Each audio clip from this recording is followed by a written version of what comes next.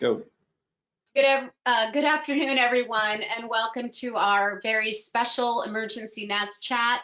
I'm Kari Reagan. I'm the moderator and host of the NATS chats. If this is your first one, thank you for joining us. Please find us on Facebook NATS chat page, and all the previous years of NATS chats on webinars, which David led me to quite a few years ago, are available.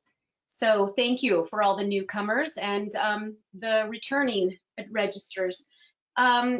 So we are in a bit of a calming the crisis and taking your teaching online phase. So I'm really excited for today's chat and thank my guests. And I want to first thank our fearless leader, Alan Henderson. I can't tell you what he has done for us this week alone, amongst other times. But I mean, he just in my little NATS chat coordination with him, he has been up into the wee hours of the morning, and I know that because I'm Pacific time and he's East Coast, and I'm exhausted at 9 o'clock and he's still going at midnight. So Alan, thank you for all you're doing. Thank you. Karen, you wanted to just say something to our members as our president. Yeah, it's really a privilege to talk with everybody today, and I miss my community so much. And it's only been like 3 days that it's really come to hit us here in Chicago and at Northwestern University. And it's a loneliness that I've never experienced before. And I hope that we, through NATS, can help allay some of the fears and also find some purpose within it. You know, we know that we've lost our lessons, we've lost our shows, our recitals, our concerts, our studio classes. It's hitting us in the homes and in the studios and the clinics, and Broadway is closed and the Met is closed. And I was looking forward to the Ring Cycle at Lyric Opera, and they had their last rehearsal, but they will not be performing. One of my own performances of St. Matthew Passion at my church isn't happening. And lots of people are losing a lot of money not teaching and not singing. But let's not forget, the reason we're here today is because we are teachers or we work with singers. And it's our students that we're going to be talking about how to carry this forward for them. How do we do this? I don't do it regularly, but we have had like over 120 meetings on GoToMeeting for NATS, for the strategic plan and for committees and all sorts of things. And so we are so blessed right now that we do have online means and that we have these experts with us today to teach us. And I'm going to be right with you learning and taking notes. And because on April 6th, that's the day I go back to Northwestern online. And I need to know how to do this, how to make it effective for my students who are paying tuition, you know, and whether they're paying private tuition or they're paying through a university, they are paying for us to keep them going on a really good way. So I'm really curious about how this is going to work for me with a piano. What if my internet freezes up? How could they fulfill their recital requirements? And what about my students not having a piano to meet for practicing repertoire? And I know Alan will have some more to say about app accompanist, I think that's what it is. But I am really open and ready to learn, and we have to learn.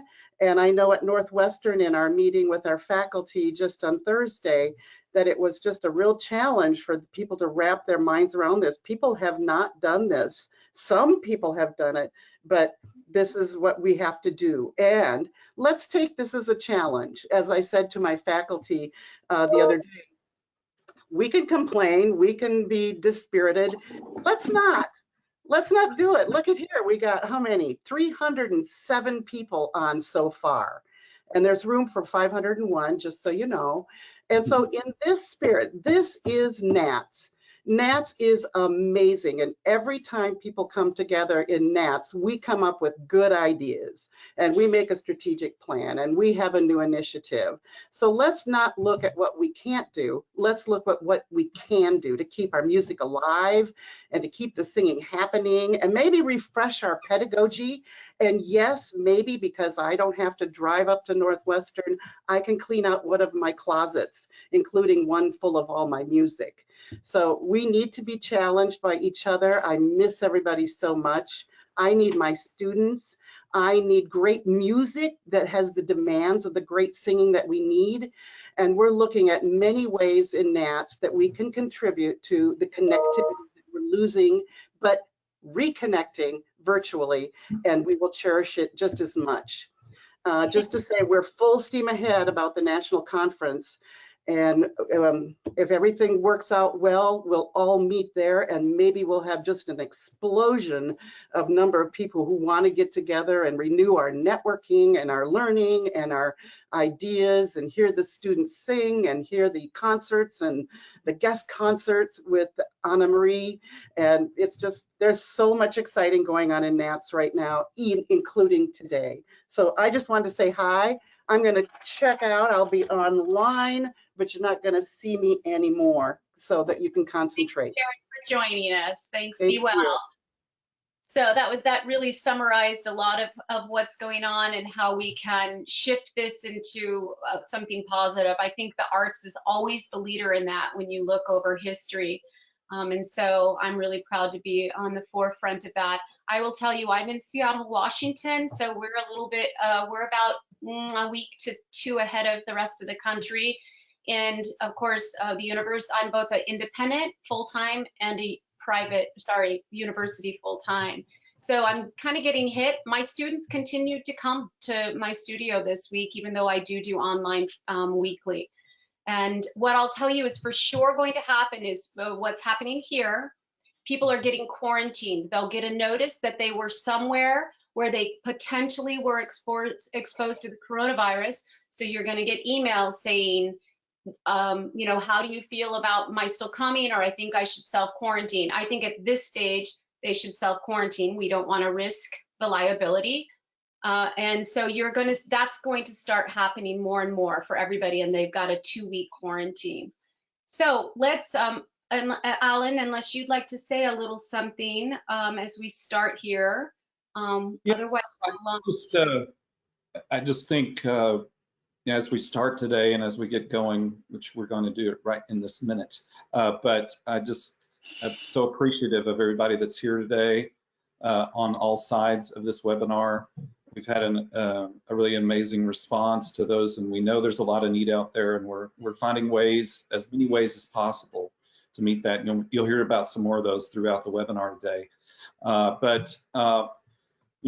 I think we just all, every day right now and every evening, we just all need to kind of take a big breath, just exhale, just center ourselves before we kind of take whatever ride we're going to be on that day. And this is one of our rides this afternoon that we're going to be on. If you've been active trying to search and find things, you've seen a lot of things online, and we're going to try to get into some of the nitty gritty today and just give you some quick tip tools to help you do things. But I think we all are going to advise you to just begin and jump in. It's jumping in the deep end for some of us. Some of it's a shallow pool because we have certain kinds of expertise that we've built over time. So jump in. Don't expect it to be perfect. Expect to make mistakes when you get started. Everybody gets better at it the more they do it. And engage your students in the learning process. They may know something about it that you don't know, and you may know more than they know in some aspects. So, you've always thought you need to teach your students about the future of their field. Well, here we are, and now you actually have time to show them how it all works by exemplifying your learning ability and your willingness to just jump in and do it. So off we go. You guys, with, oh my gosh, 333 attendees, I want you to know there's a little box called questions. You can click on that and it will open up. I'm going to ask with this many people because Alan and I are going to be managing these questions. So whilst we appreciate your thank yous and your highs, let's eliminate those so that we can see when people have questions. I would so appreciate that. I'm thank you for the kind comments already, but we'll keep that simpler. And there is a chat box as well that you can chat with everybody or each other. So here we go. We're going to start with technology. We're going to start with talking about platform options.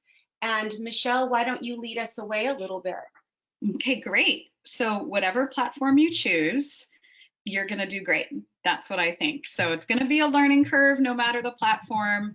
We're going to start kind of from the most appropriate for voice lessons, kind of the highest tier option, and then go down. That's what we agreed on, right, panel?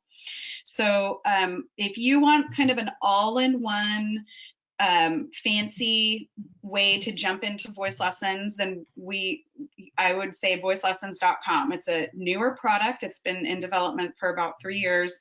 It's very good. I use both that and Zoom, and then the occasional FaceTime when people are in different, parts. Your platform is there. A little bit about voicelessons.com is that it's specific to voice lessons. You can take notes in the app.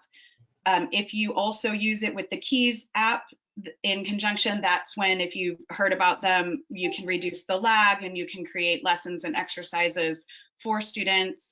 I sometimes don't even use it with the Keys app. I use it more like a video conferencing because it still saves lessons for the student profile, still does the notes, still does that kind of stuff. Below that, Well, can I also jump in with the voice David, lessons? please. Yes. Hi, everybody, David Sabella here. I've been investigating the voicelessons.com app myself. And for me, it does have a bit of a value-added enhancement. I can create a lesson plan for the student. They can log in without me on their end and go through the lesson plan that I have set up for them. That's a real value added for the student as far as I'm concerned. So I'm also excited about that. It does take a little bit of setup. You got to invest some time in putting that lesson plan in. You can accompany it with the document, the sheet music, and or recording that you want them to reference, etc. But it is a value added that none of the other online platforms have. The other online platforms are simply, here we are in this hour, and that's it. Yes, that's great. Great. Honestly, every time I open voicelessons.com, I discover a new thing that I can do, and I'm like, oh, that's cool. Yeah. So with and without the Keys app. So moving on, because we're just doing the quick overviews right now, right? And then we'll show later, or do you want to show it this time, Kari? Let's list the platforms first, and then I think let's jump into specifics. Great. So then Zoom is probably the most popular, and in my opinion, in terms of reliability, would be a next choice. You can, similar to voicelessons.com, you can record the lesson, or the student can record to their own computer. You can record it to the cloud.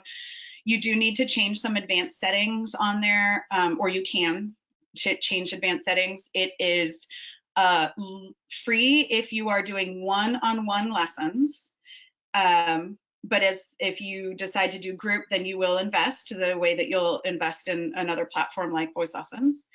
Overview is that it's easy to download. You can create links to send to your student, or you can use your personal ID. That's kind of standard. David, would you say that's a good overview of that? Eden, would you say that's a good overview of that? Yeah. Yes. Okay.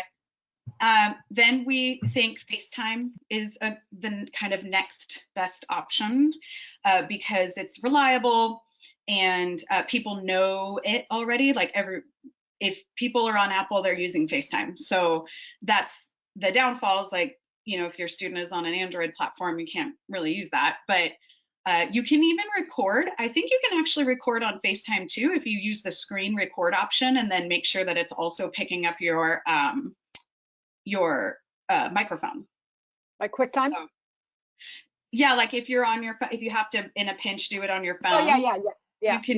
You can do a screen record. Make sure hard press to turn on the microphone, and then you can record the FaceTime call. If you're teaching a lot of teenagers, that's probably the option they have because they're often using hand-me-down things. Yeah. After that is when we would put Skype after that. For various reasons, there's some glitchiness issues. There can be some barrier to setup issues.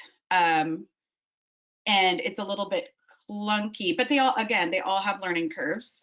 But it's 100%, again, it's not, technology is to the point that anything you use is going to get the job done, right? And now we're just getting into the nitty gritty of which one is like a little more shiny. Would you have anything to add, David or Eden or anyone on Skype? Well, I would say in general with all of these, right? If you as a teacher have your own preference, that's one thing. But I have some students that have their own strong preference. So I will follow their preference because I want them to be comfortable. Yep. And if they want to use Skype, I'll use Skype. And if they can use, if they want to use voicelessons.com, I'm certainly going to set them up on that. Yeah, I like that too. Even in the way we run our businesses, it's like, if my student is a texter, then I become a texter, right? All that kind of thing. And then lastly, we put GoToMeeting on the list because many academics are very familiar with it already. And if you have like a private studio and an academic situation at the same time, or you're an adjunct, that might feel more familiar and safe to you. GoToMeeting is very robust. So there's a lot of kind of, where does this thing live and where does that thing live and all of that, but it's a good platform. I have not used GoToMeeting for singing. I've only used it for speaking related communication. So I'm not the best person to speak on how great GoToMeeting is for singing. If anyone has any opinions on that. For lessons either. I mean, I've used it for a lot of meetings. I have played music through it and it seems to go okay. But I haven't used it extensively, for that purpose. And in addition to GoToMeeting, we have people that are using Google Hangouts because their institutions Google kind of based. So that's another, and other Google Classroom products. So that there's that whole element as well. Yeah, and this is, oh, I'm sorry, I didn't mean to talk over you. I just want to clarify, this is in no way an exhaustive list of the options. There are so many ways to communicate virtually, online, and video conference. So we're just trying to not overwhelm you and give you decision fatigue by telling you 10 different things. We're giving you the standard 5 options. And then if you want to do more research, great. Follow your students too. Follow your students. They know sometimes more than you do. Michelle, you mentioned we've had several questions about what is the Keys app. Did you expand on that yet? So with Keys app is the app that voicelessons.com has created to work in conjunction with their product to give you the ability to play exercises in real time for your student on the other side. So it is a separate app, but it's like a package. They work together. Yeah, it's very kind of fascinating, if I can expand on it. The lag with online lessons has been that the sound, I play the piano here, it goes through my microphone, it gets to them, they hear it, there's an eventual lag. When you're, you need an electric, a MIDI keyboard or MIDI controller to use the Keys app. It hooks right into your computer. I just invested in one today. They range anywhere from, you can get a MIDI controller for $79. I bought a rather substantial digital keyboard that's also MIDI for a few hundred, but I do this a lot. Instead of the sound having to go through your microphone, what you play into the piano goes right into your computer. So it appears for them on their end in real time. So they're singing to something they hear in real time, and then all that sound comes back to you in one packet, which really solves then the noise gating issue of all the other apps. Okay, but you have to record it ahead of time. So I record the exercise, then I choose the exercise on VoiceS, and I click that exercise and go up by a half step and go up by a half step and go up by a half step. But it really can be a very seamless experience once you set it up. And I'm sorry, David, are you guys telling us that is embedded within the voicelessons.com? So there's 2 apps that work together. I'm sorry, David, I didn't mean to talk over you. No, it's fine. They come in conjunction. When you're a member of voicelessons.com, you get the Keys app. You must download it separately, but it's part of their package. And you have to open them separately too. So let me just remind everybody too, voicelessons.com which is the platform that we are talking about right now that Mike Elson developed, and we're going to talk about a discount in a moment, is different than lessons.com. So Yes. let's make that clear.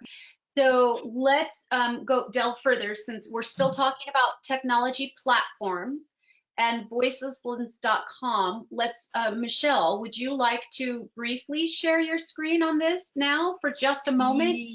Yes. And while you're doing that, Alan has graciously, with Mike, negotiated a discount for this platform. Correct, Alan?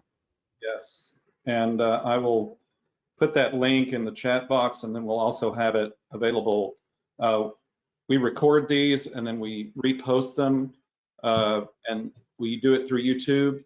So we put all the links and the notes on the YouTube video when it goes back up and it gets posted. So you'll also have them there. But you can go to the nats.org webpage and click on the membership tab, and the choice is membership exclusive deals. And the second thing is voicelessons.com. And if you go through that link, you can get a 20% discount on voicelessons.com and explore that and see if that is something that is perfect for your use. And everyone, I continue to get questions. Yes, we're recording this. Yes, I will get it up as fast as humanly possible so it can continue to be shared. All NATS chats are recorded and can be found at nats.org. Under the upper left corner, it says NATS chat, schedule archive, or just go to YouTube and type in NATS chat. You will find 5 years of online webinar discussions. So I will get days up as fast as possible. Okay, Michelle, take it away. So this is just like my dashboard for Voice Lessons, and I just realized that you can see my students' names on here, and I did not ask permission for that. So everyone, please forgive me. I did not do that intentionally, and don't be mad at me, please. So in addition to this, what I would do is I would look at my students under View All, and then I could invite them to their lesson. I can send them a message, hey, we're gonna get online. And then this is just kind of, this middle picture is an example of what it looks like when you're in your lesson. And I've got to move all my screens around here. Can you pull up the keys app as well? Yeah, that's a great idea. Sorry about that. I'm not plugged into my keyboard, so I can't show. I can plug it in real quick. Let me do some fancy footwork. I should have thought of that beforehand. I'm gonna so see how it says my keyboard's not found? It's because it's not plugged in. But basically what would happen is I would use these keys down here to stop and record. And can you see where my cursor is, everyone, on my screen? Yep. Where I'm pointing? Yes. Yes. Great, awesome. So like down here, there would be like a little record button and a stop button, and I would use these keys on my MIDI keyboard in order to tell it what to do. Then I would play the chord, play the exercise, and then communicate that I was done with the exercise by playing either a double chord, or I could change it to a single chord. I could toggle this and play out the accompaniment for a whole song. Oops, excuse me. Where did it go? I think I crashed it because it's not plugged in. And then, so that's what works in conjunction with this. But as you'll see, like there's a little notes thing right here, and then there's chat and media. I can drag my lessons over. In the Notes app, I can, to specific lessons, I can upload PDFs of like that have been purchased, legal PDFs of music and all that kind of thing. And then we can keep notes in there. I think David and I were talking a little bit earlier before, and we said this is a learning curve. So be ready for that. Everything's going to be a learning curve, but this does take setup and learning curve. So like I can go into my lesson library here, and I can, like, these are some lessons that have already happened, right? And I can create a lesson that I want to send earlier. So this is also a great option if someone is sick. You can create a lesson for them and a plan for them and send it to them, and they can be restful. You don't have to do it synchronistically. You can do it asynchronistically. They have an exercise library. So here's a couple that I've just created recently. that I can send over to the student to sing with. Song library, because I know that Mike is in cahoots with like getting some background tracks as well, like with piano tracks, and I'm not sure the other Mike might be able to say something in the chat if he's here. So this is kind of just what it looks like on this end for voicelessons.com. But unless I like invite a student to it, you're not going to be able to see how it's actually working. These little buttons right here are like turning on and off your camera, turning on and off your mic, hanging up. There's some settings here. You can screen share. So if you have something that you want to share with your student and screen share, you can do that as well, similarly to the way you can do on many other platforms. And as much as there is a learning curve for this and in setting it up, there is also a real live person to help you do it, and that's Jonathan. Oh, Jonathan, yes, Jonathan's amazing. Jonathan's amazing and very overwhelmed now, I'm sure. But, you know, he walked me through all of the setup. It was not hard. I have an affinity for it, so it wasn't hard for me, but I'm sure it's really not hard. He talked you through everything. And they send you a little user manual, you know, for your reference. And, you know, the learning curve, I would say, you know, every course I've ever taught, as much as I knew the material, I had a learning curve. So we're just learning how to deliver something new. You know what you know, you have your expertise. Your learning curve is in the delivery system, so don't be too freaked out by it. Yeah. Alan, do you know, we're getting a question about, is the discount worldwide? Yep. Okay, good. I put the link in there, and you can go to the NATS webpage and go to it as well. Okay. And we'll put it up on the it's already up on the Facebook page, on the NATS Facebook page. You can scroll down and we'll probably re-scroll it, you know, repost it every once in a while. He's also working on the integration with so there's also a scheduler that I didn't show you. So you can do your scheduling and your fees on there, and then integrating with payment gateway, which is Stripe. So that people are paying, you know, and then he's also working on integrating it with Acuity, so that if you're already using Acuity Scheduler, you can just hook it up to voicelessons.com and, you know, make sure that we can talk about this later. This is a good thing to talk about later since we're on platforms right now, but just consider that the other thing that you want to consider is what the platform offers in terms of how you are exchanging funds for the delivery of the lesson. So before we leave the voicelessons.com platform, Alan, if you can help me to a couple questions specific to that, and then we'll move forward pretty quickly. Can you accompany your students in real time on voicelessons.com? No.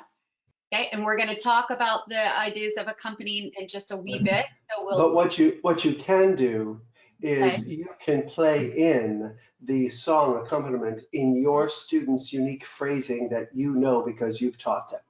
Mm-hmm. So where you want them to rubato and fermata and all of that, you play that in. That's one of the bits that you save in your library.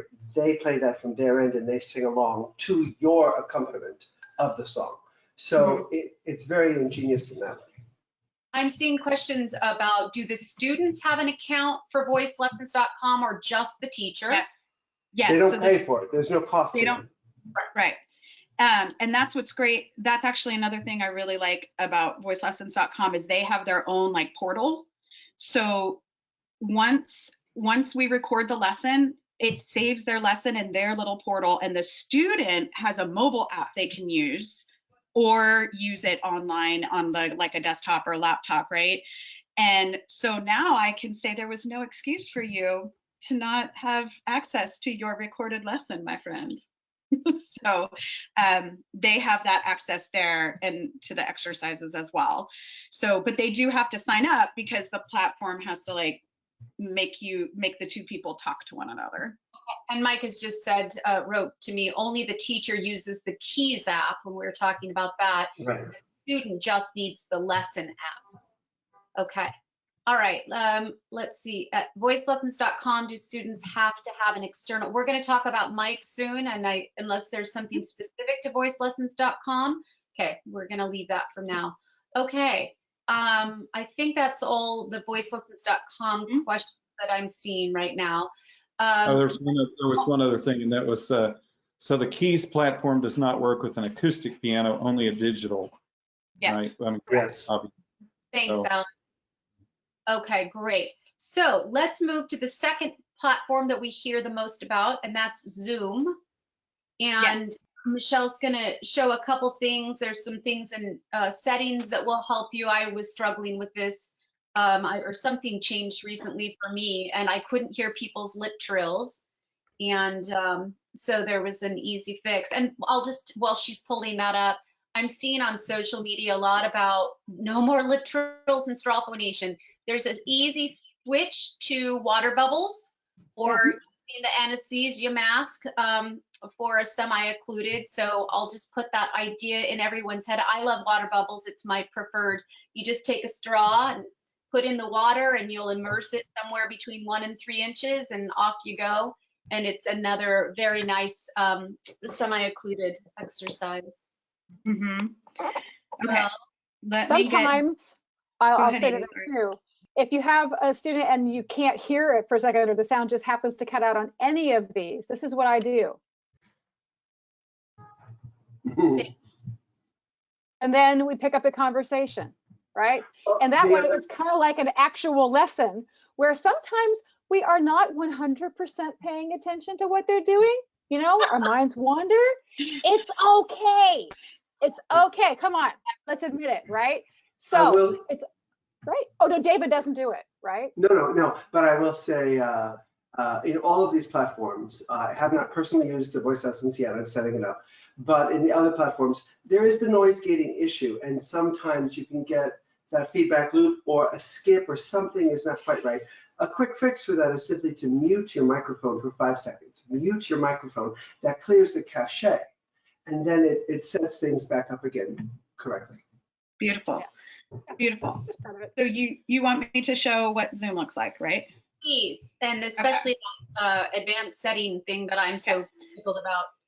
So with Zoom, it would be you can do it over the browser, where you do not necessarily have to, like the student can do it over the browser.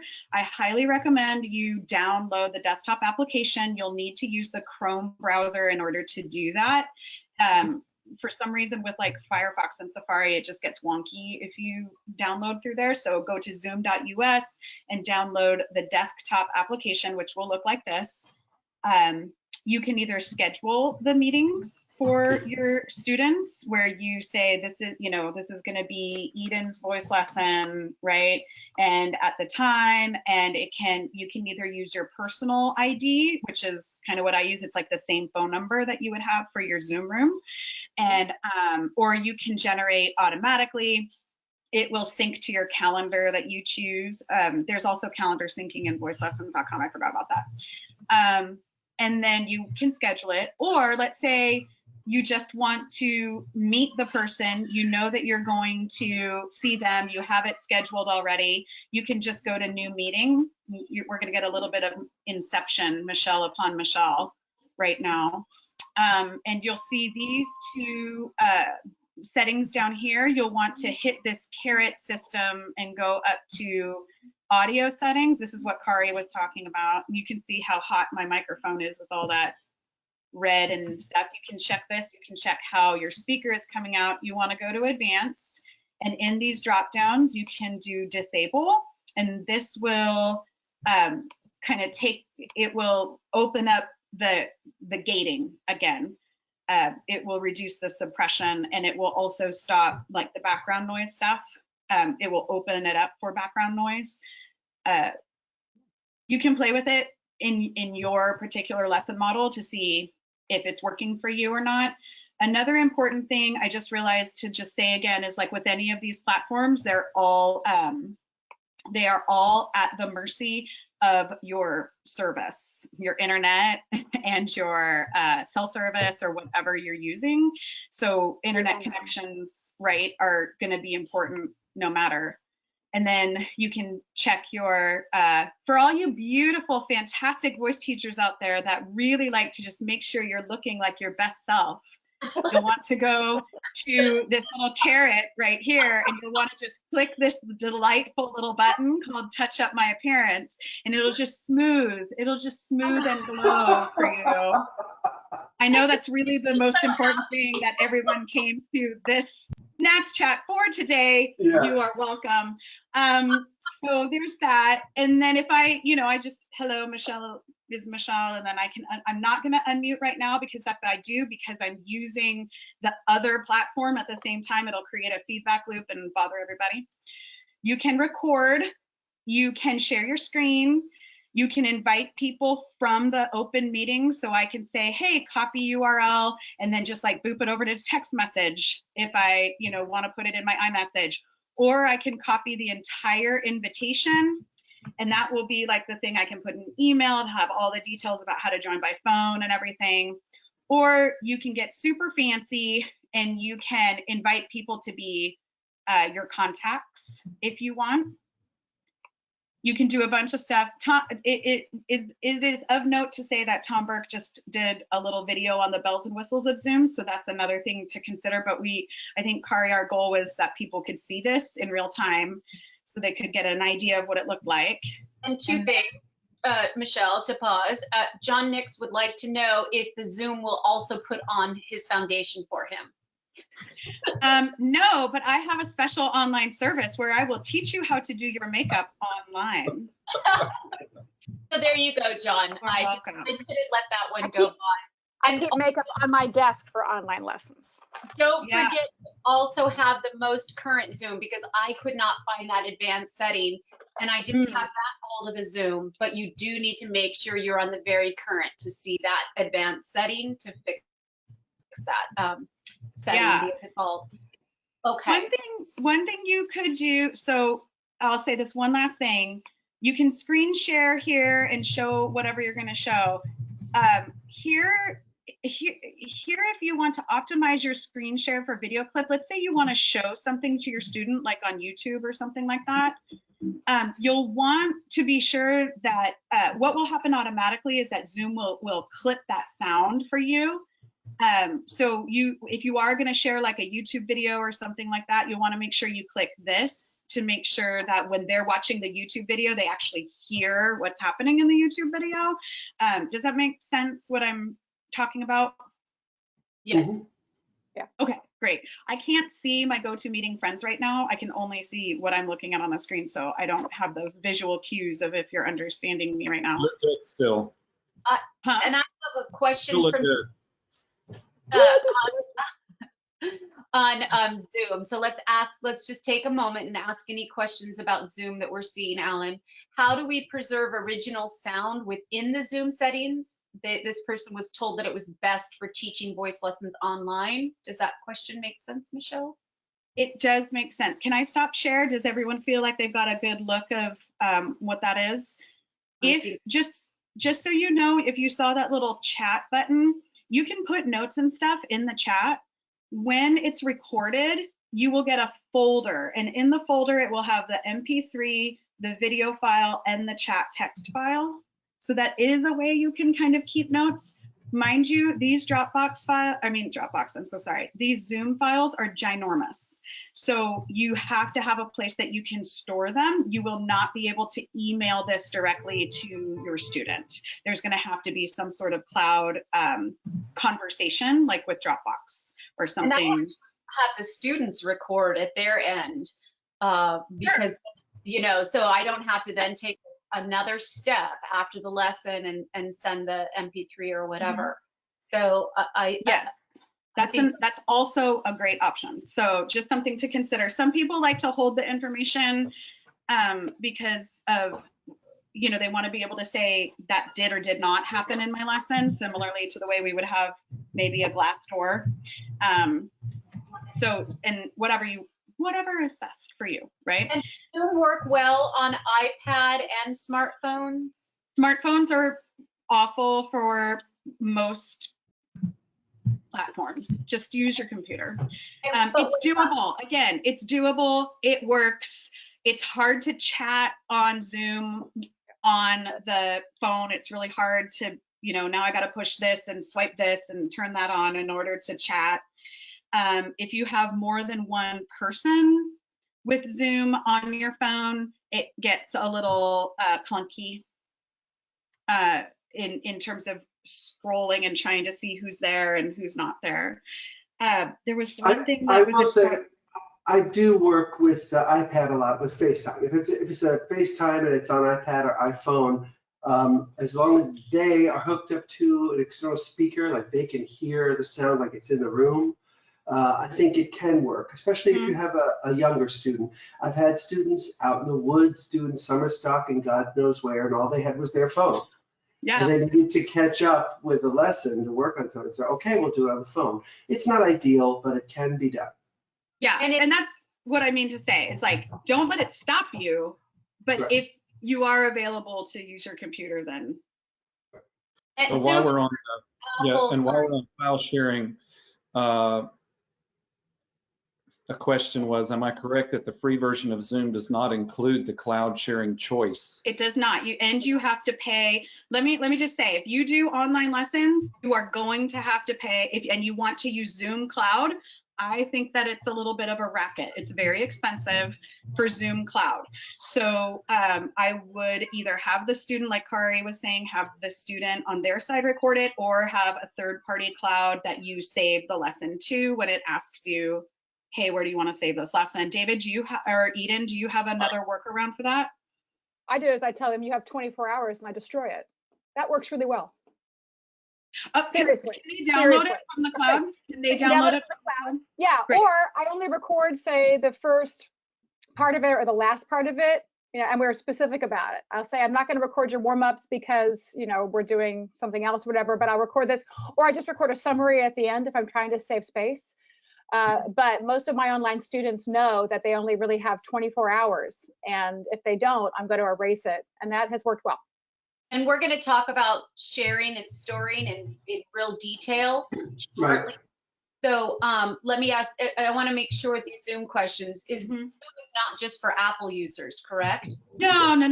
It's for all platforms. And so is voicelessons.com. I have just regular Zoom. Do most of you have the Zoom Pro? Yeah, I pay. That's what we're, okay. Sorry, just making sure. Alan, do you see any other Zoom questions? Yep. Also, I know that just today or over the weekend, Zoom lifted their 40-minute limit on sessions. So that's a new thing. If you see that as a criticism or something that's a limitation, that has been lifted at least temporarily by Zoom in this time. Is that for one-on-one? Just this morning I looked and it wasn't lifted yet. So that's recent. That's awesome. I saw something this morning that somebody that they had posted. So so I think somebody asked, do students join Zoom too? It's a internet-based platform. What's a great? So in other words, you're not buying an app. You're going through a browser. You connect to them. When they click on the link, it opens their browser, and it gets it connects through a browser, just like we're connected today. And you don't have to both be a Mac or you both and something else. You can each have your own. So that was a question I wanted to make sure we all know that. And somebody else said, do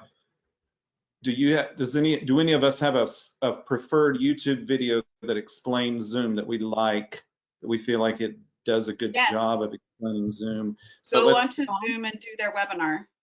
Yeah. Zoom itself has an actual training webinar and it's very extensive. So just do it. That's the best one. Well, I mean, I know we're trying to show you so that you feel comfortable and confident that it's not like completely new. I think Kari was saying to us, but if you really want, if you want to get trained on something, you've got to set up the training with the people who developed the platform.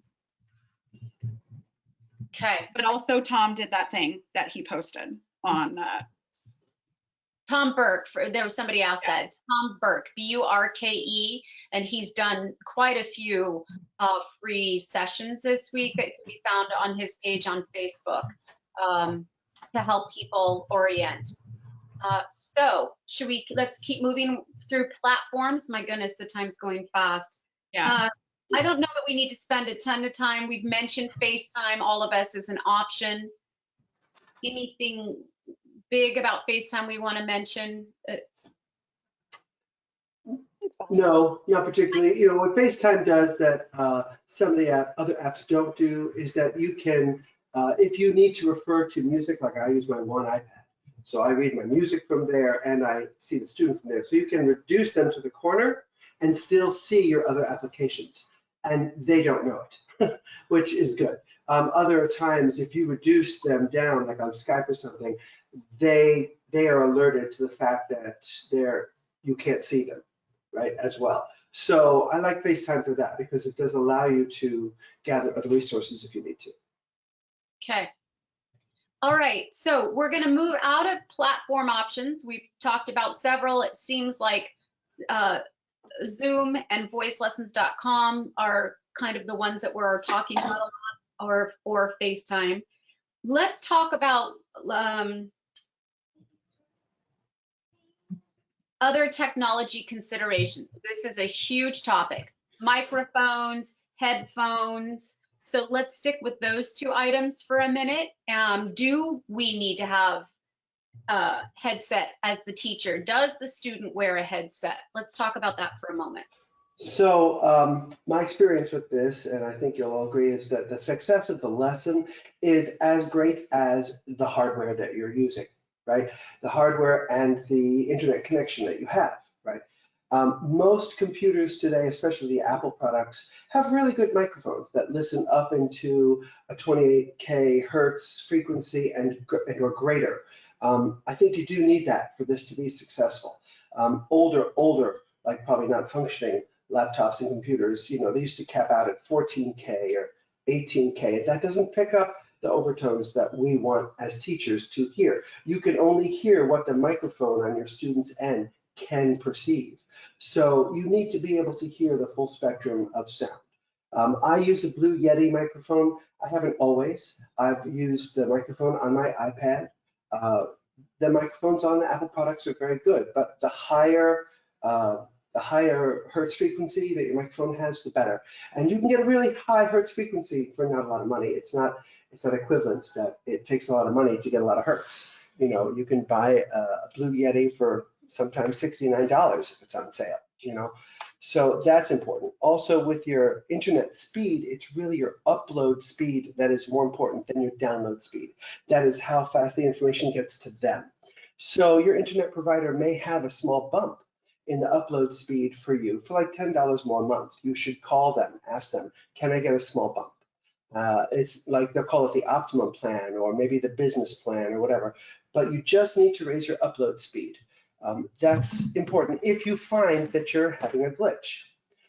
It depends on your time of day too, because if you're doing lessons at 5 and 6 and 7 when everybody else in your neighborhood is home and on the bandwidth, that's going to affect your speed. So you're going to then want to have a little bit more speed. If you're doing lessons in the middle of the day when everyone else is at work, that might not be as important for you. So it really depends on your schedule and what you perceive your needs to be. Great. Michelle or Eden, anything to add? Eden, do you want to go first? You mean as far as things that you need? I mean, I'm only using these because of today.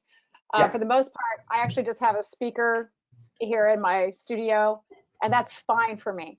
And just to do it in the air. I'm often getting up and, you know, we're doing exercises, you know, and stretching and things like that. So I appreciate that. I would probably get some AirPods, or I'll steal my stepdaughter's AirPods to use that because that microphone is built in. I don't use a special mic. And I find that that works fine for my purposes. But I do have Verizon Fios, so I've got reliable high speed, which really helps a lot. And I'm working on my desktop. So I know that it's actually an old desktop. It's like 2012, and until Apple closed today, I would have been going in to buy a new one. Oh, well, they can take my money in 2 weeks. It's fine. But it's really, you don't need too much. You don't have to, if that's what's stopping you, don't let that stop you. Right. Yeah. I'm only using these because there's more than 2 of us on the call. Right. So we all interrupt each other's conversation. But when it's only 1 or 2 people, well, two people, you really don't need to use headphones. Yeah. And if you want to get fancy about it, the only thing I would add is remember the microphone on the student side is more important than the microphone on your side. Like, Yes. they're the singer, and you know, it will give you an opportunity to learn, maybe not do so much demonstrating as teaching, but that would be, you know, if you really want to go and your students are like really excited about it, then you can invite them to invest in the microphone, and then you invest in the headphones, right? If you choose. If you are going to choose headphones, like David said, I don't think you need those things right off the bat. If you are going to choose wired rather than Bluetooth or wireless, even though the Apple AirPods, I mean, if you're going to spend $200 on Apple AirPods, it'll be fine. But like for like a regular kind of Bluetooth, that connection can disintegrate the sound a little bit. So go ahead and get your wired situation if you choose to add those tools. And I would say in all circumstances, wired is better than not. If you can wire right into your router from your computer, that's better than using the Wi-Fi in your own home. I can't. I Wi-Fi in my own home. But if you can get into the router, wiring is always better. Yeah. Why, David? The sound is better? What? Because because you have less chance for your Wi-Fi to be overused. Like there's only so much broadband in your neighborhood. It's not just your apartment. Right now, I guess, with everybody moving online, I'm really curious how systems are going to get overloaded, like Zoom.com, and you know, it's interesting. Go ahead, Michelle. You look. One thing about the Wi-Fi, to even add to what David's saying, because I 100% agree, is if you're kind of stuck with the Wi-Fi situation because your router is somewhere else, look into mesh Wi-Fi, and that will allow the way that the router talks to the Wi-Fi to cover your whole home or your whole space. That can be very helpful. It's I upgraded to mesh Wi-Fi about 8 months ago, and it was like game changer. The other thing to consider is if you are doing like, oh gosh, I don't know all the different companies, but if the internet company is the one giving you the router, make sure the router that they're giving you actually supports the amount of data you are paying for. Because this is one of those little sneaky things that internet companies like to do, where and we'll include the router, right? But the router isn't actually set up to run the amount of data and information that your plan is paying for. So in my opinion, I mean, again, this is just my opinion, if you're really going to go fancy on this and go, you know, whole hog, invest in your own router and just tell the cable company or the internet company, thanks, but no thanks. And then do your research there. That's not in the scope of this conversation, but it's just something to be aware of, because I think there are probably people also on here that are kind of 2.0 people rather, you know, so I wanted to kind of offer something for the 2.0 people in addition to the kind of brand new people. And since we've gone down a little bit of a Wi-Fi rabbit hole, I'm sorry. No, it flowed beautifully. Thank you, Michelle. Got this. I'll get us back into our outline. Can we discuss using Wi-Fi versus Ethernet cable? Sorry, yes, Ethernet. I guess Ethernet. About. Yeah. Ethernet is like the actual boop, right into your computer, David. Wired. That's wired into the router. Yeah. If you can do that, do that. But if you can't, if you can't, don't worry. Okay, so we're good about Wi-Fi, we think, for right now. Let's go back up to, we talked about headsets. We talked a bit about microphone, but I think we could spend a few more minutes because this is a big question. And like Michelle already said, the important part is the students having the microphone, not us. And I would say we haven't talked about this yet, but in my experience, the CCM versus the classical singer is a huge difference for where they might stand in relationship to both the camera and the microphone. Yeah, so let's talk about all of that for a moment. I mean, you can go down a rabbit hole of microphones. I'm so nerdy, I love them. Oh, so okay. Let's not. No, right, but that's what I'm saying is like, so microphones, Mike Elson actually has a white paper. white paper on microphones if you go through his webinar, but I think he's opening it up and just giving it away. So that's one person that will definitely give you information, and I will try to get that from him to post in. Mike, if you're listening, can you text me that link and then I'll put it in the chat for everyone. So what I would say is the kind of microphone you're going to be using for classical singing is a microphone that is going to pick up everything in your space. And you can just say that to the person at Guitar Center, right? You can say, I need a microphone that's going to pick up everything in my space. And then that person's going to stand away from the microphone. Ian Howell, by the way, is a NATS member and leader in NATS that has excellent ideas around microphones as well. So he is someone you can kind of Facebook stalk, and he's a moderator in New Forum for professional voice teachers. So that conversation is also going on there. So and his name is spelled Mike Elson, E-L-S-O-N. We're getting lots. Okay, so Mike Elson. And then also Ian Howell, so I-A-N space H-O-W-E-L-L. Right. Thank you. So your CCM people, those are people, and mostly musical theater people, are people who are singing amplified. So you want to go into Guitar Center and say, give me a microphone where someone is real close to it. Give me a microphone. And those two different kinds of microphones mean different things. I'm trying to make this like accessible and not too rabbit hole-y. There are some microphones that have a setting on the back. You can change it from omnidirectional to unidirectional, etc. So some are multi-purpose as well. And those words, that word that he just used, the omnidirectional, unidirectional, those are kind of the words that we're talking about with like, can I hear everything, or am I just singing right in there? And teachers, if you're just starting down this rabbit hole, like not sure how far you're going to go, you do not need to use a microphone. Right? We all have highly trained ears. We often know these singers, have an extensive relationship with them. So let's just make that clear. Don't let the mic, I do not have my students have a microphone. Yeah. And then, I mean, and then there's the argument about they have to have some kind of microphone. You know, it can be included. Oh, right. Not an external one. Right. Thank you, David. That's true.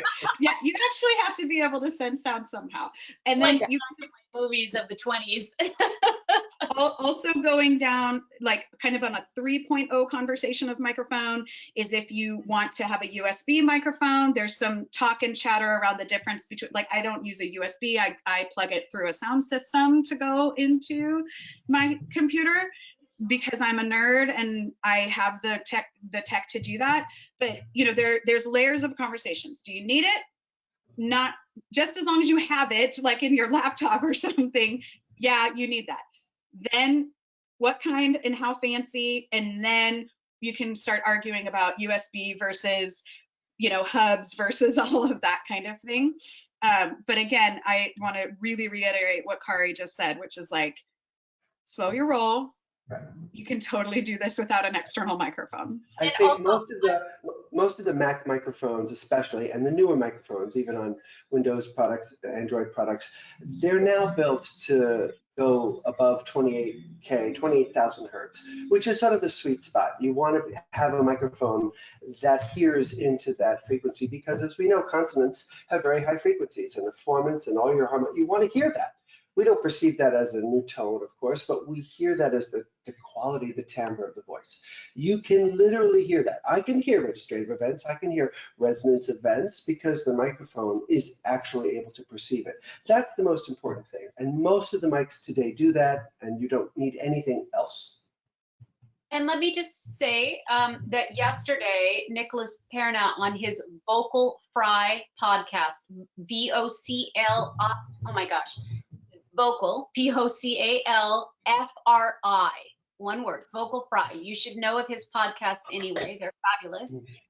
Dr. Joshua Glassner was on yesterday. It's a wonderful podcast. And at 46 minutes into the podcast, he specifically goes into detail about microphones. So there's another alternative, and I'm also putting in the chat box to everyone. Mike Elson at voicelessons.com has just shared an article, and so That's you're. his, So I'm trying to get it into the chat and it's not going. I'm on it. It's already done. Thank you. You're welcome. Okay. Any other questions about microphones that we missed that are major? If you use the internal mic on MacBook Pro, for example, is that an omnidirectional or multi-directional? And why does the teacher's mic need to be omnidirectional? I don't know that the teacher's mic needs to be anything, but most of the mics built in the computer are going to be omnidirectional because they're going to pick up the sound from everywhere in the room. So that's fine. Okay. Yeah, so they'll sound like they're singing in a room, and they'll be affected by the room, and that's that. Kind of like in your own studio. Right. All right, so we're going to keep going now. This is a big one. We're going to talk about accompaniments because this is going to come later, but just so you know, during warm-ups, we'll talk about this in a bit, the teacher will play the first note from their keyboard, but during accompaniment, during the repertoire phase of the lesson, the repertoire accompaniment needs to be played at the student's end. And so the student will need both, of course, let's say they're using Zoom or voicelessons.com on their computer, then they'll use their phone to play the accompaniment at their end. So there are some wonderful sites. Let's talk first about appcompanist.com.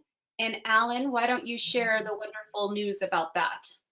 Yeah, so we were working with Darren Adams at Appcompanist, who's been a member of NATS for a long time. He's a voice teacher himself and helped develop Appcompanist. And they just pushed out on the App Store, the Apple App Store, a new version of Appcompanist that has a 30-day free trial on it.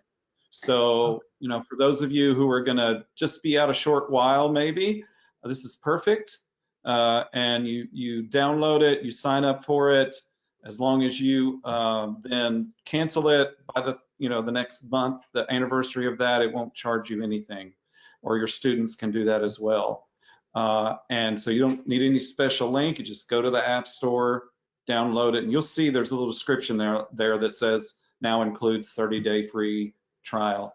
And I would say for those of you who are Android, they've been working feverishly to try to get an Android version of this pushed out well before when they were hoping to get it out by May 1st, and they're really working hard.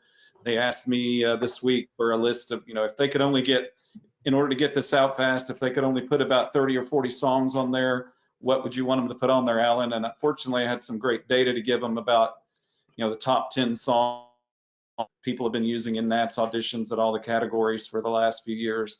So we sent them that, some other data that some people had sent me.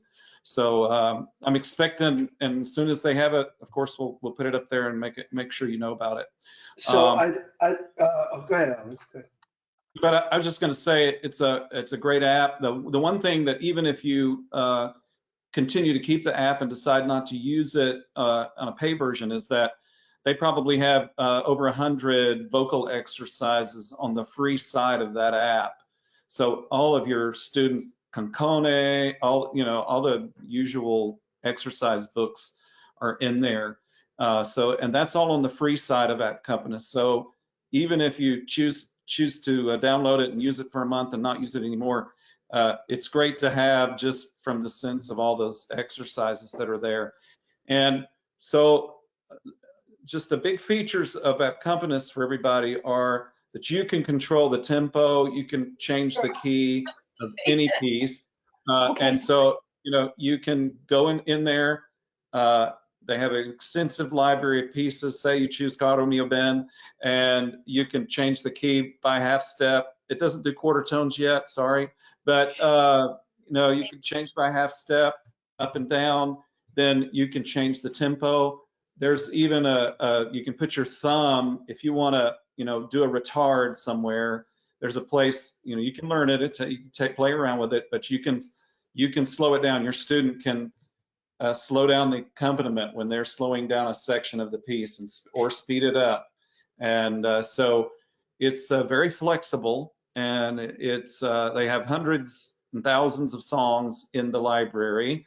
Okay, it shows up on your phone just like that. Kari's showing. It has a great, easy to use interface. It's really not any harder than using your audio player on your phone that you already use every day. So Can I ask a question? yes. For clarify, for app companies, but the student has to get it on their side in order to play it from their phone. So, Yes. so not only, like, we can have it as the teacher, but if we want the student to be playing on their side, then they should also sign up for the 30-day trial, or because I know they also have the student level, which is like 5 songs or something like They that. have the student level, Okay. but the 30-day trial is only on the unlimited version. Got it. So you have to download one of the unlimited versions, or activate one of the unlimited versions of the app in order to get the free trial. And it says that on there. So you'll be directed to make sure you do the right thing. And yes, your student needs to get it. You need to get it. It's free. I've already sent it out to all my students. We've posted it on Facebook page. If you need a direct link to the App Store, it'll go right there. So it's just very flexible, and I think you'll find that it's really useful.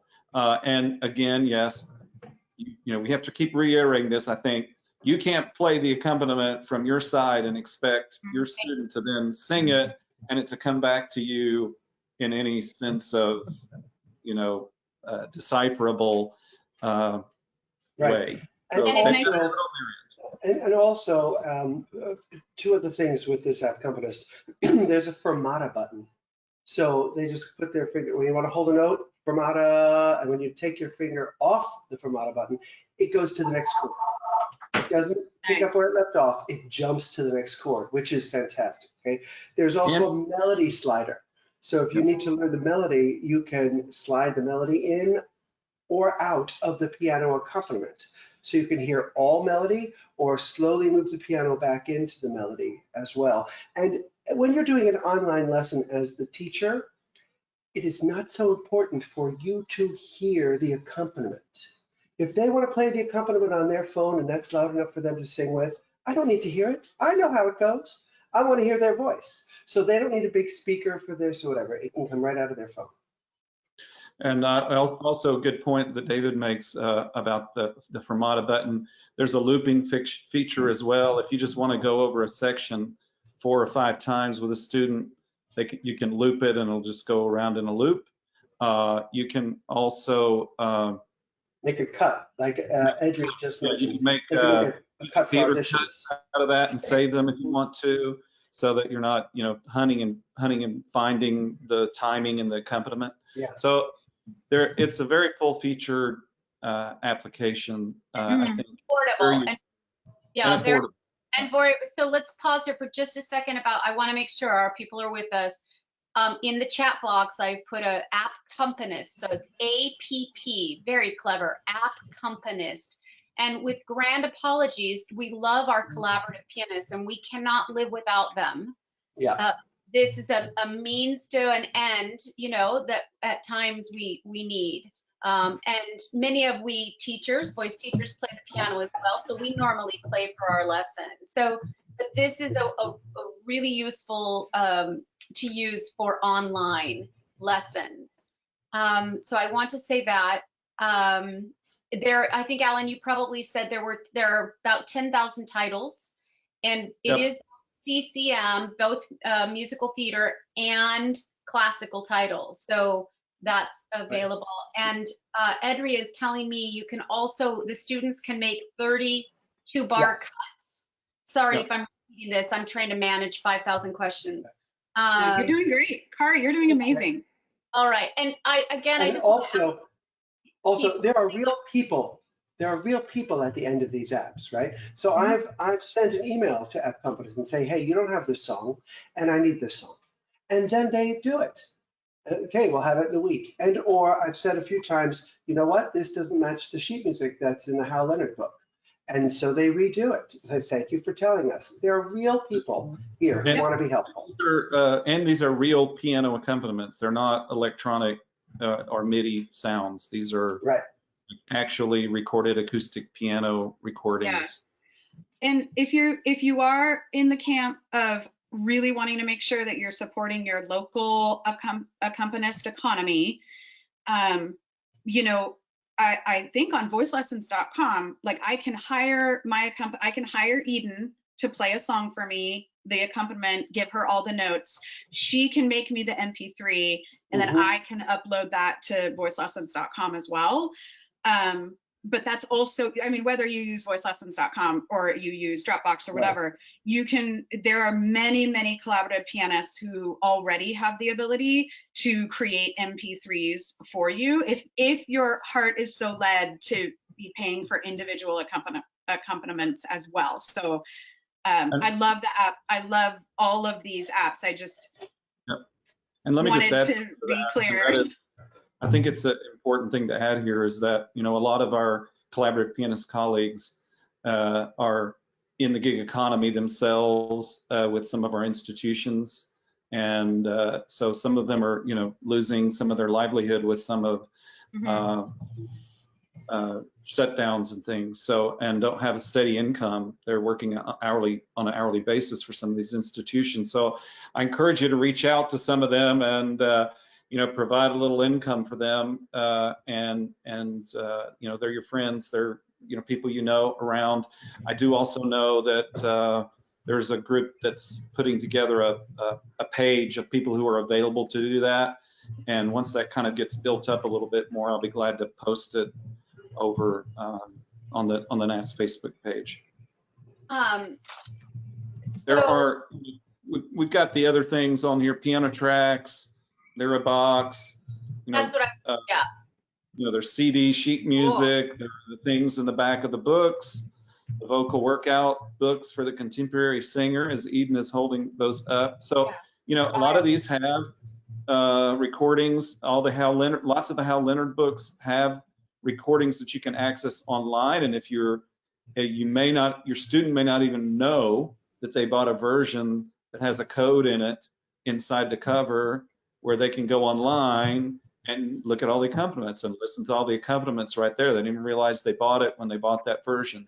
But you can also go on to Hal Leonard if you didn't buy that version and add on the access to the recordings of any of the Hal Leonard anthologies that you have.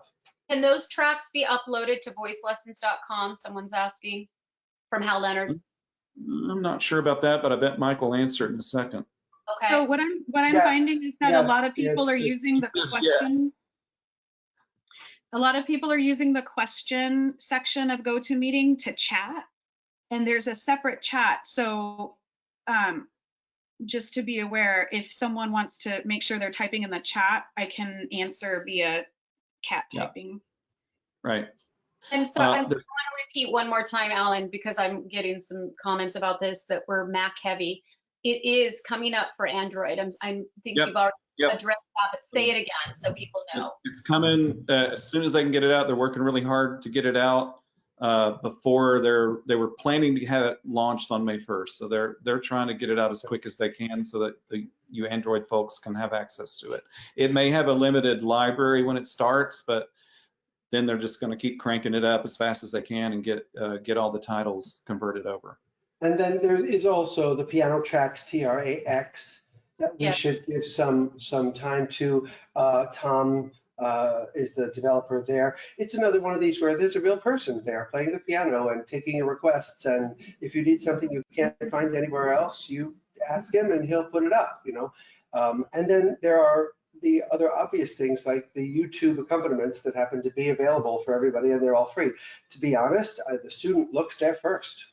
Yeah. Always. Especially especially for CCM and for classical in particular, my students like Pocket Pianist on YouTube. And yesterday, one of my students was using that, and you can see her, I think she's German, and you can watch her playing the piano. And so it helps you to know where she's at. So that one is called Pocket Pianist, and you can find it on YouTube. So I wanted to make that note. All right, have we exhausted accompaniments? Just to review, the singer needs the accompaniment on their side, which means they're going to need a second device. They'll use maybe for their phone, they'll play it from, and there are YouTube links for accompaniment tracks. There's App Accompanist, and there's Pocket Pianist on YouTube, Piano Tracks, Trax, and Lyribox, Lyribox is another one. Okay, now, David, I want to do it 2 minutes or less because this was important to you about low-tech production values, lighting considerations. Sure.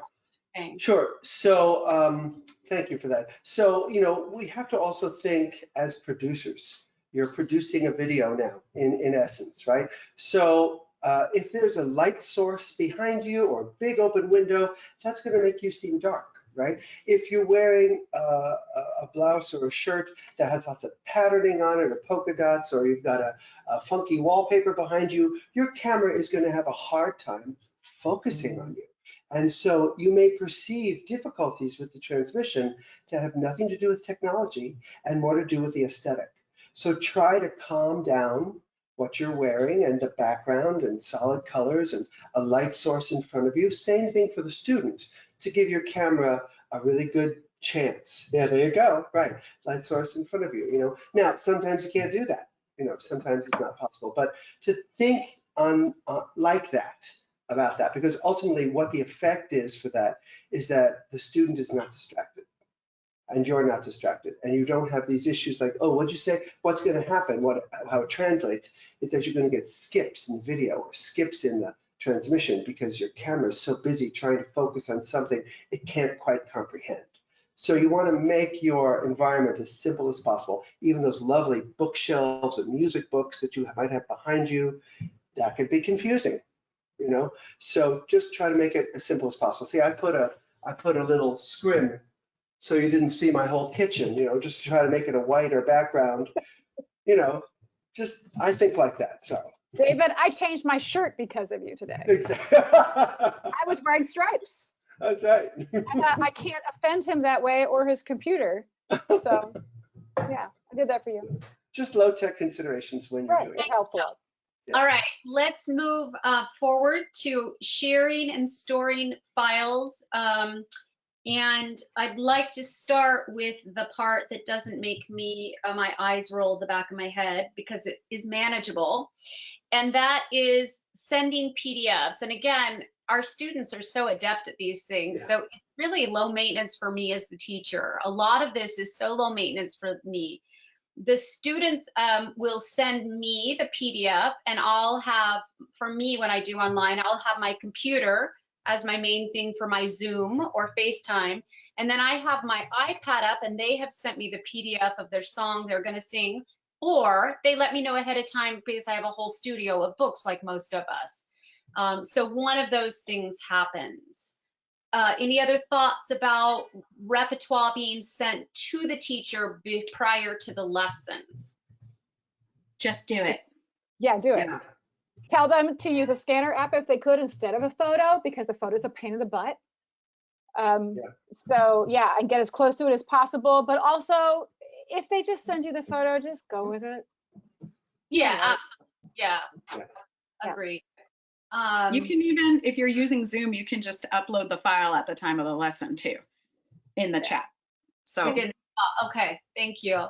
Let's talk then about the storing files. Michelle, you talked about this earlier a little bit about, you know, how to store the files of, at least then we were talking about the lesson itself.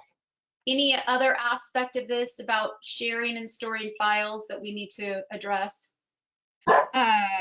I mean, I think just pick a good, robust cloud-based software that both the teacher and the student can access.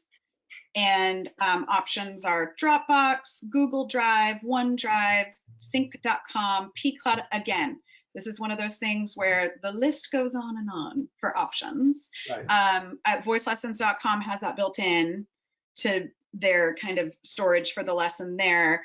what I do with my Zoom lessons is I use Dropbox, and then I have a shared folder with my students. And so I put their lessons in there. We put PDFs back and forth. I put lesson notes, pictures, whatever. It's just an online cloud storage. You don't have to have it, but in my opinion, it's easier to have kind of that hub that you're communicating those things with your student rather than like emails back and forth and all of that. But you can set up your email inbox to do all that fancy stuff too. That's really it. Yeah. And there was one, free document scanners. There is also that. There are, like from your phone, you could do I've always found, Carolyn Weber, I've asked her to follow up because she said they're free. I always find I get a few pages free and then they want money. Scannable is free. Scanner for me is free. Scanner for me is free. Yeah. Isn't that clever? Scanner for And ladies and Scannable. gentlemen, have you heard about Music Scanner? I use Scanner Mini. I think it cost me $3 years ago. Okay. Music Scanner is free, and what Sheet Music Scanner, that's what it's called. Sheet Music Scanner, you take a scan of the sheet music and it plays it for you. That's fancy. It's really fancy. It plays it for you. It's Sheetmusicscanner.com or Sheet Music Scanner It's an app. It's an app. Sheet Music Scanner. Yeah, I love NATS. Yeah. So there's no excuse if your student says, well, I didn't have a pianist. No, just take a picture of it with Sheet Music Scanner and you'll at least be able to learn it. How much is that? It's free. Well, no, it was $3.99. But it's not $3.99 one-time fee or $3.99? That was it. Yeah. Heck. In other words, it's free. $3.99. That's like less than what I pay for my Starbucks drink. One less Starbucks drink. Sabella, if you have Scanner app for life. Also free. Tiny Scanner. Tiny Doc Scanner. Scanner is one for Apple, and then there's one for Android. I'm hearing. Genius Scan is free. Okay, thank you guys. So can I give an overall tip about all of these things? When you go to your favorite search engine, just type the words best, include whatever you're looking for 2020. And I guarantee you some blog has put together some list of the top 8 storage sites, the top 8 scanners, the top 8, some blog has done that work for us. So that's the search engine criteria, is like best phone scanners of 2020, and just see what it'll. Yep. Great. So let's move forward. There's 2 other big areas I'd like to try and get to. So we're obviously going to go past 1:30 if you're up for it. Let's talk for a minute about, or maybe more than a minute, about payments, because this is as we move online. And then I do want to talk about the benefits of teaching online, because there's so much controversy about it. Suddenly that controversy is going to die down as we need to do this to rescue our businesses. And there are benefits. So we're going to talk about that. But for a moment, let's talk about payments. How we handle payments with our clients that are doing online lessons.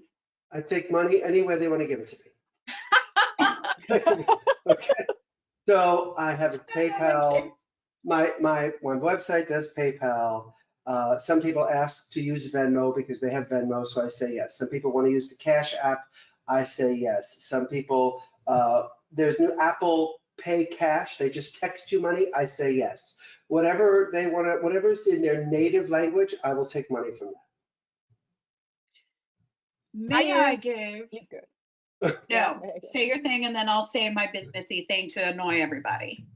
All right. And Michelle taught me the businessy thing, so I'll say it too. I require payment at time of booking because I'm an independent teacher. So that way I have that money. You're right, right. And I use Stripe and I use Acuity as my scheduler. So that way it's just all done. So that way during the lesson I don't have to think about it. So, but you can do what works for you. That works for me. Prepaid though. And Venmo is owned by PayPal. PayPal and Square, I use Square also. They will give you a 1099K at the end of the year because most of my business, 95% of it is on PayPal and Square. So, then you know exactly what you made, you give that to your accountant, you're done, So the integration, do we want to talk about integration of that? If you don't have a website, first off, shame on you if you don't have a website, but because you need a website today. But But if wait, you wait, don't wait, have- but David, hang on, because if there are a lot of academic teachers, right, that probably Okay. don't need a website and they're moving online lessons. Okay. So, Yeah. yes, go ahead. All right. So if you don't have a website, then I would use one of the apps. Okay.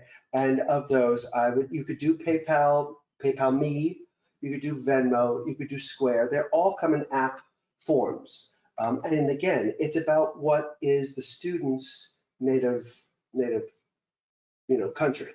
Where do they live? Yes, but. But, Yes, but. Okay. Yeah. But also do what is secure for you as a teacher. Yeah. So help your students make the transition if they need to, but you can also say, this is what I do. That's okay. Right. Yeah. Someone is saying Facebook Pay works. I've never heard of Facebook Pay. I'm learning something. So I'm getting itchy in my nuggets. I need to say something. If you are choosing to use a digital wallet, which is like Venmo or Gazelle or Apple Pay, if you are choosing to use a digital wallet, you have to understand that you are taking a risk as the merchant that your fee is not protected. So the benefit of using merchant accounts like Stripe, setting up your PayPal business side, not friends and family, the benefit of those things, make sure you read your terms and conditions on all your payment gateway, but they help to protect your payment. So let's say you teach 7 voice lessons to someone and then they decide they're getting poor and they paid you through Venmo, they can put a complaint into Venmo and say, I want my money back, and Venmo will just give them their money back and then you lose it.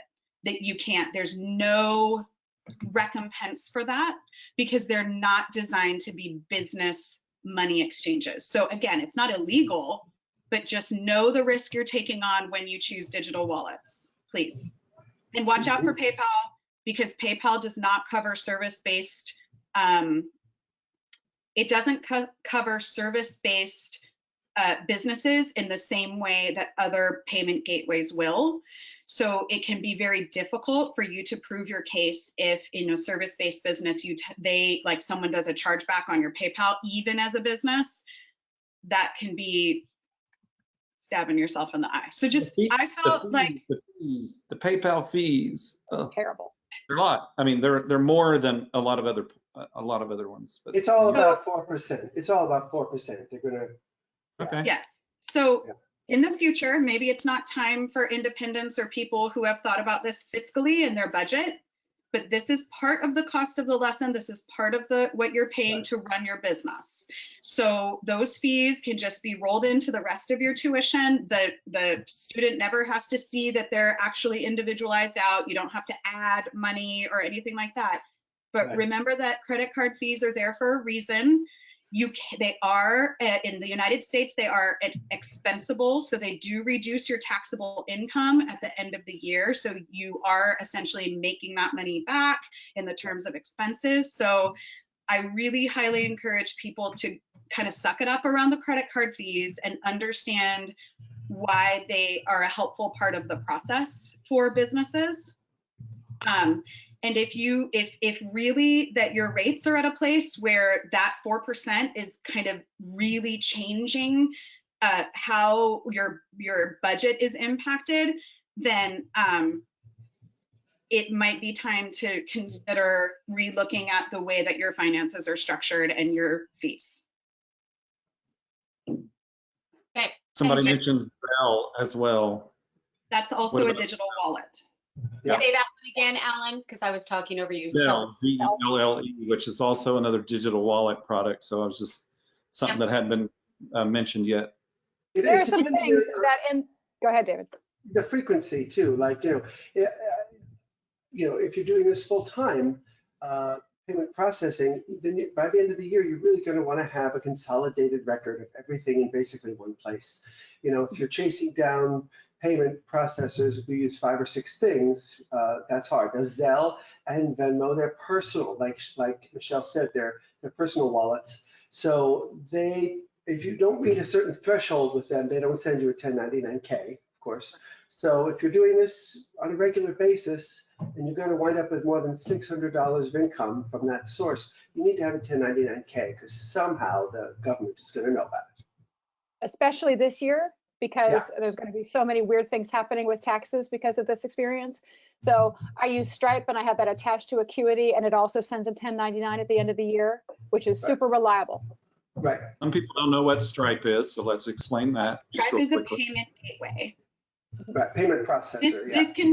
This can be also like the rabbit hole of things, which would probably be saved best for another conversation. But I think I think what we're trying to communicate is take payment in advance. Don't give a lesson or don't schedule a lesson without having your payment secured. That's better for you. It's better for the student, frankly, because now they are committed to the time. They are looking forward to the time. And then if you're worried about cancellations and like, what if something happens, that you have owner's discretion with how you run your business. You can do no refunds. You can do 24 hours refund, whatever you want, but try to secure the money for the individual lesson up front. And the language and around that, go. As a teacher, the language can be, you know, it saves us time in the lesson.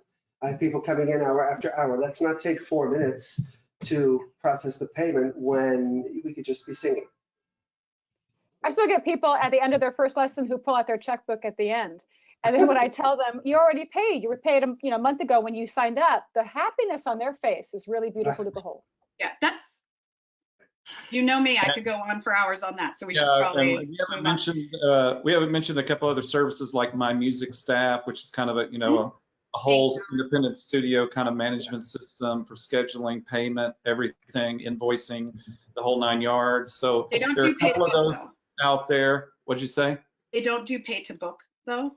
So your workaround for that is you schedule a lesson, you send the invoice, and you tell the student you are not guaranteed the slot until payment comes through.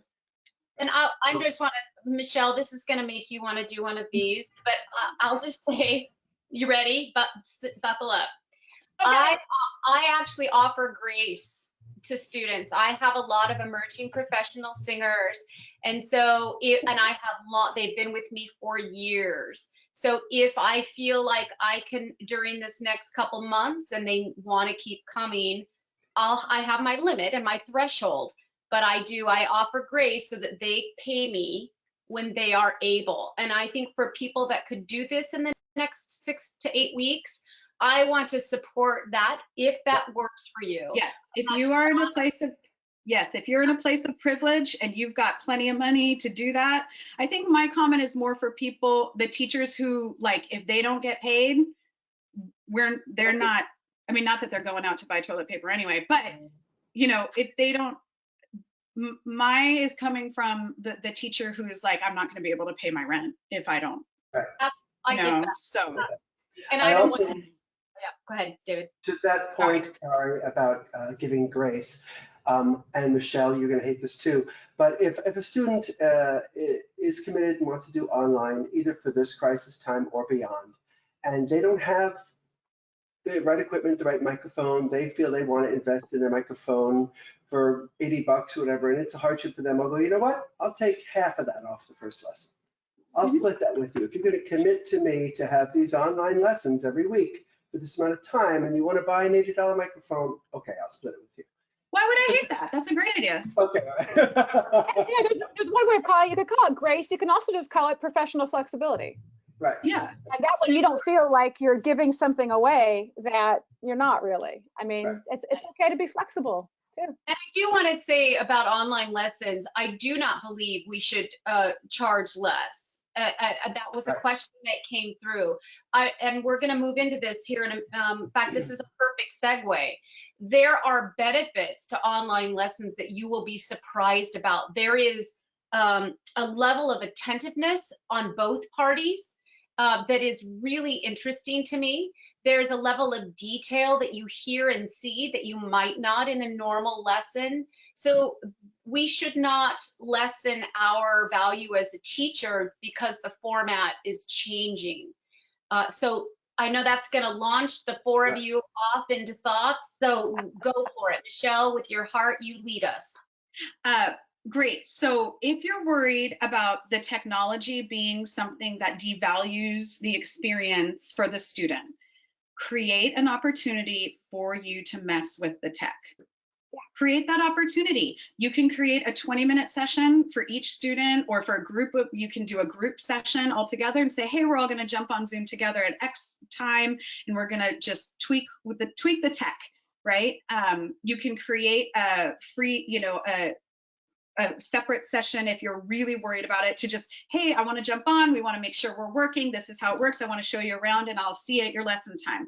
Or it's also okay for you to say, we're all in this together. The first 20 minutes of your first online lesson is all going to be how we operate this tech, so that you feel comfortable, you feel ready to engage, that I feel comfortable, that I'm doing everything for you that I need to do.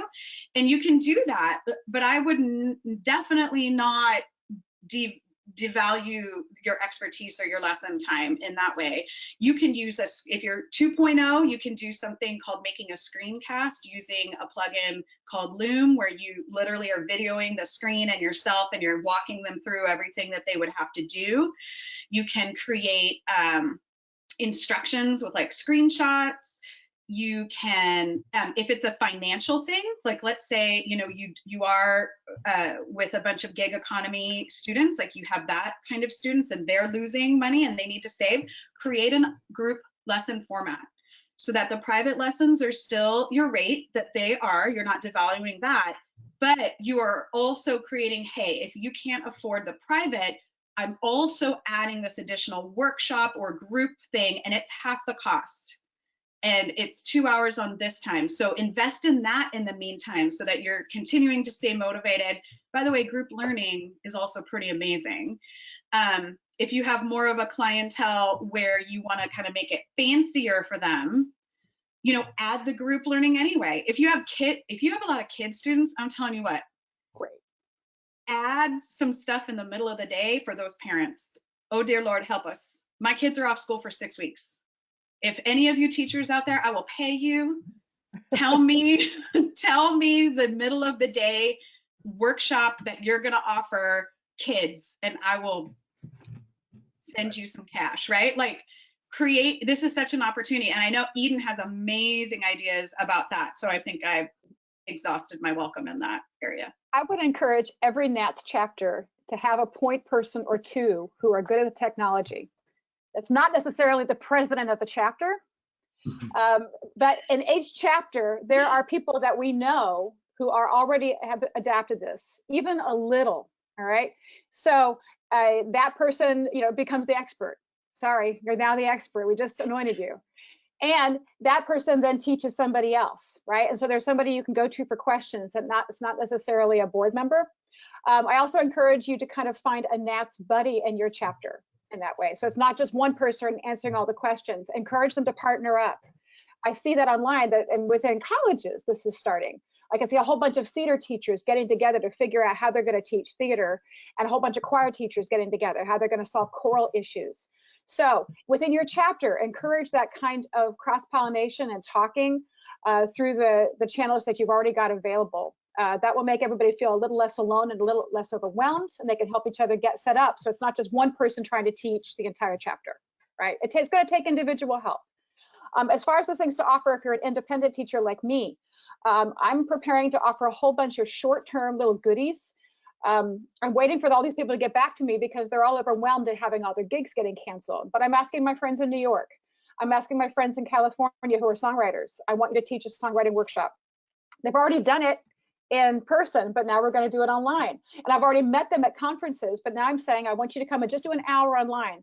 I think it's important to keep things as short as you can initially while everybody is figuring everything out and while anxiety is still high. Nobody's going to be able to concentrate very well. Even your regular online clients may have a hard time with that, and you're going to have a hard time with that. So grace, flexibility, make it shorter. I'm switching a lot of my hour people to, I said, 2 half hours a week, or even 3 20-minute slots, just so we check in with each other. You do a few vocalises. I'm having a warm-up party online every day where I just say, I'm on right now. If you want to come and sing something, I'm here for you. And then we're done, and we go do all the other things we have to do to keep ourselves going. right? So I want to add on to that too. I think that's great. I want to add on to the benefits of the online, the live lesson. And one of those great things, honestly, is ear training. Because if I got to play an exercise, and have to sing it back by themselves, if I'm not on voicelessons.com, if I'm on FaceTime, or all of a sudden I realize, oh, you don't really know those pitches. Oh, let's do a smaller pattern. Let's really work those pitches, you little snake. So, you know, so we get to work in a different way. We get to work in a micro management way that is actually really good for cleaning up a lot of things, you know? Yeah. I can't hear diction and the microphone's really good, well then you're not saying it, okay? So we get to really work in a different way. The aspect of what to do with this particular time, okay? This particular time is really frightening I have a lot of professional students, they've lost all of their income. And I had a question here on the chat that someone said, you know, a parent declined online lessons because they didn't think their child could handle it. So what do I say to them? We have to remember that in times of crisis like this, definitely, the arts are fundamental. After World War II, it was the theaters and the hospitals that were built back first. In times of crisis, people need their spirit soared, people need to be filled, and our art and what we do and what we teach is vitally important. And I would approach it like that with your parents and your students. Like, we don't give up on this. We don't say, okay, we're taking a break for 6 weeks until this is done. No, because your soul needs this, because your art needs this, because we continue forward. So I think it's important that we frame it that way. It's an artistically important expression, because otherwise people are going to be very isolationist. If this goes on till June, which some people think it might, well, it's going to be a problem for people's psyche and soul. We're on the forefront of being able to help that in a tremendous way. So I would encourage people to frame it that way and keep encouraging people to sing. Encourage your students to get a YouTube channel if they don't already, post their songs. I have members of the cabaret community here in New York who are doing private salons on Facebook Lives. They're just opening it up and singing. Here's a drink, let's have a drink, and I'm going to sing a song. What a beautiful thing. I love, it's there's going to be many silver lining aspects to this. Alan, go ahead. Let me just add to that too, is that we're in the midst of transitioning the NATS event calendar to a calendar where people can put in events that they're just going to have, you know, online. If they're going to switch to a concert now that it's not going to be live, and it'd be open to anybody who wants to put an event up there. It's very simple to do. Don't go do it right now because the text has not been changed to do it. And we're not, you know, we want to support people who are even who want to charge for those concerts. If they want to put a link in there that goes to something that they're charging for a payment gateway to, you know, access something that they're doing online, if they're so inclined, they can do that. But it's mostly a calendar of, you know, just anything that's going on that people want to stream of a concert nature or, you know, singing nature, so that you know, if we're home and we want to listen to somebody doing something tonight, we can look at the calendar and say, oh, so-and-so's doing this concert tonight. Let's listen in, let's support them. So it's just another way we can support our community. I love that. You guys, let's do this with because we're, God bless the 265 people that are still on with us. Extraordinary.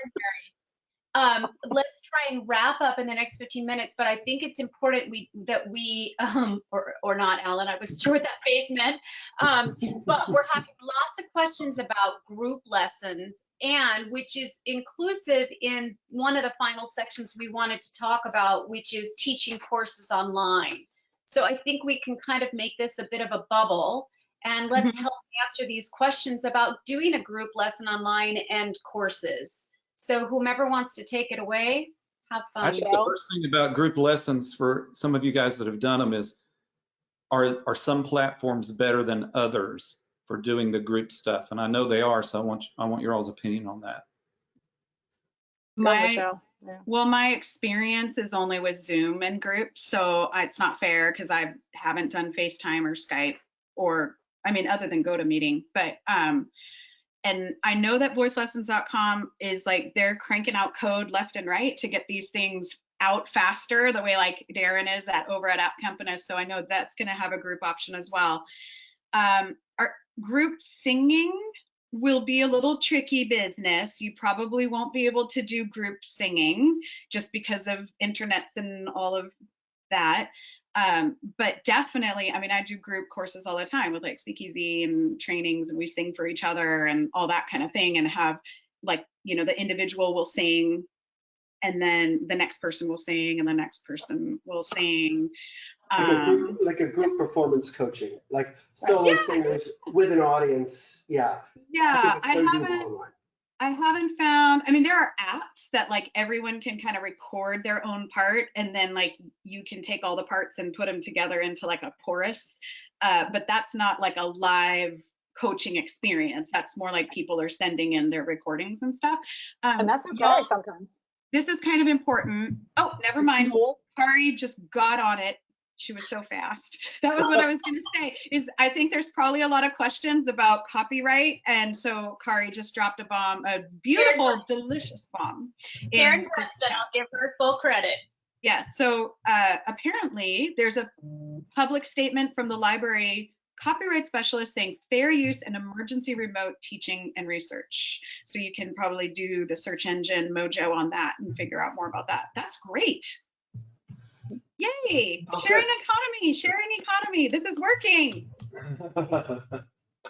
As far as we know, still most of the music publishers, I mean, like the musical people like MTI and things like that, they're still holding and saying that, no, you can't, you know, the musical that got canceled, no, you can't film it yet. You can't switch over from the format you were contracted on, right?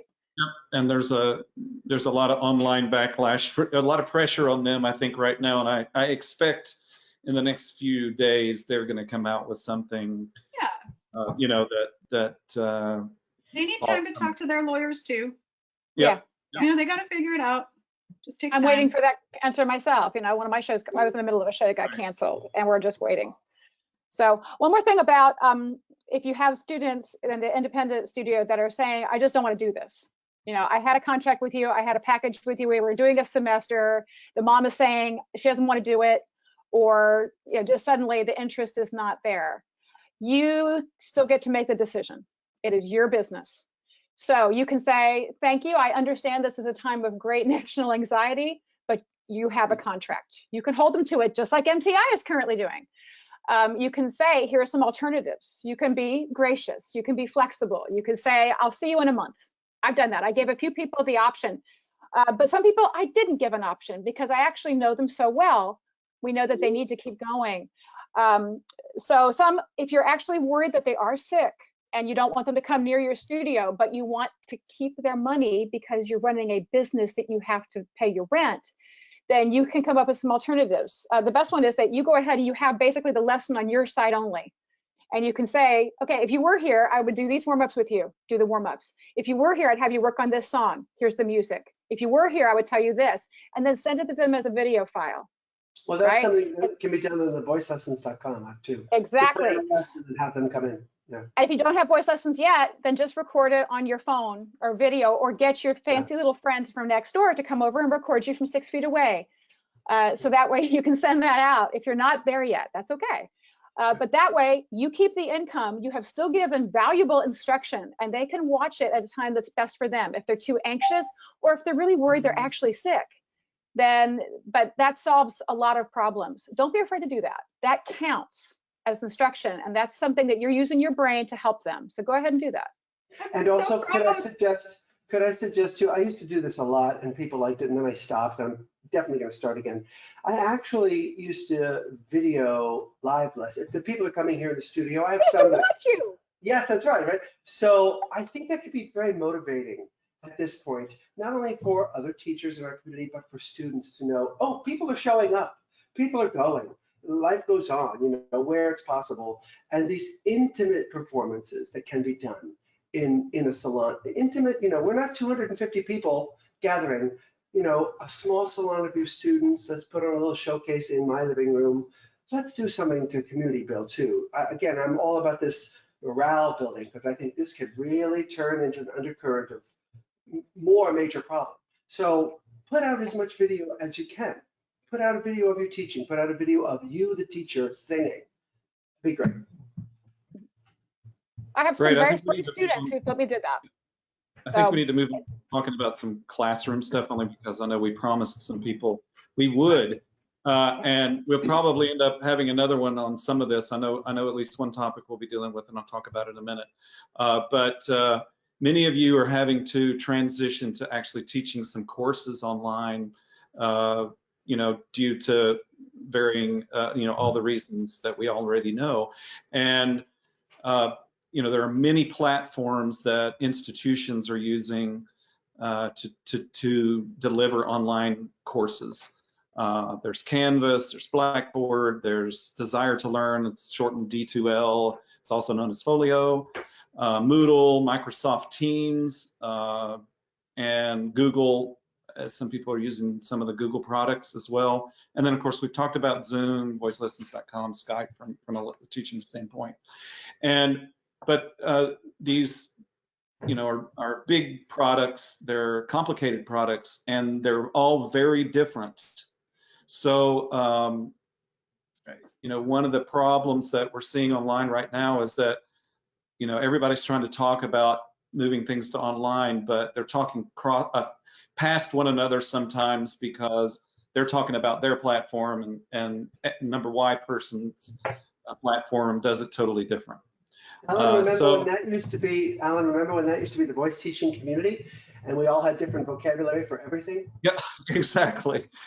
Exactly. So you have to be careful about that. I mean, almost all of our campuses have, teams of people in the IT that help with these kinds of things, but they're doing their job to the common denominator, which is not the arts teacher, type person who has different special needs. We're all known as special needs people on our campuses already. We know that in many ways. And so I think the most important thing is find out what your campus uses. A lot of institutions are ramping up for extra training. Take advantage of, an intro class, just so you know the basics and how to get around in the platform that you're using.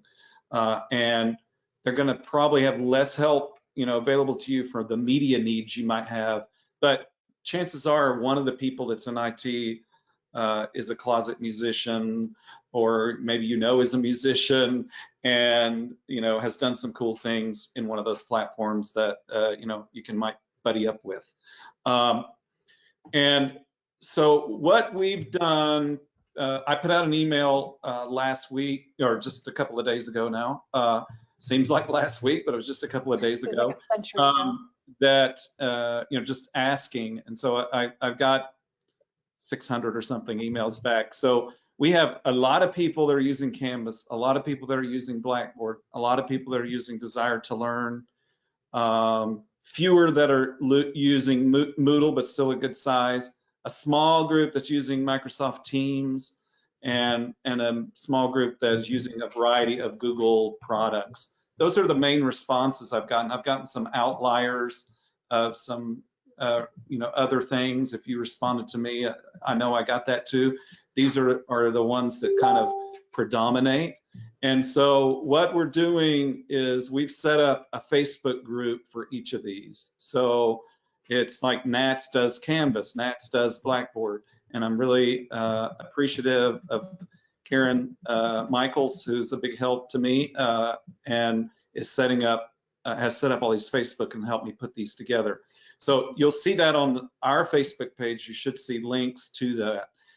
I will also make sure everybody who's responded to my email gets an email, and you can, sign up for the first. So the idea is we're creating these little communities like we were just talking about a minute ago, so that putting people together in their kinds of application they're using, so that you can talk about your needs and you can talk about things that you found out. And there's a few people that responded to me that are experienced users, and they've been using some of these platforms for years, and they volunteered to kind of be moderators. There's a couple of groups I don't have moderators for, and we'll find somebody.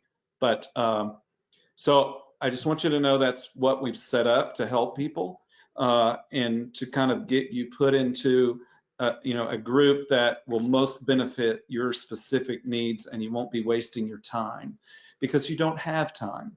So many of you are really getting a little bit on edge because you're going to start getting pressure having things up. So here are the things I say. Concentrate on your required classes. If you're teaching an elective, that has 3 people in it, chances are you don't need to spend a lot of time on that. Okay, you can independent study. You can FaceTime those guys and talk to them. Okay, or just use a phone. So concentrate on the courses that are required. For credit, song literature, diction. Talk about that in a minute. Okay. Again, remember, some of your students have used these platforms for other classes.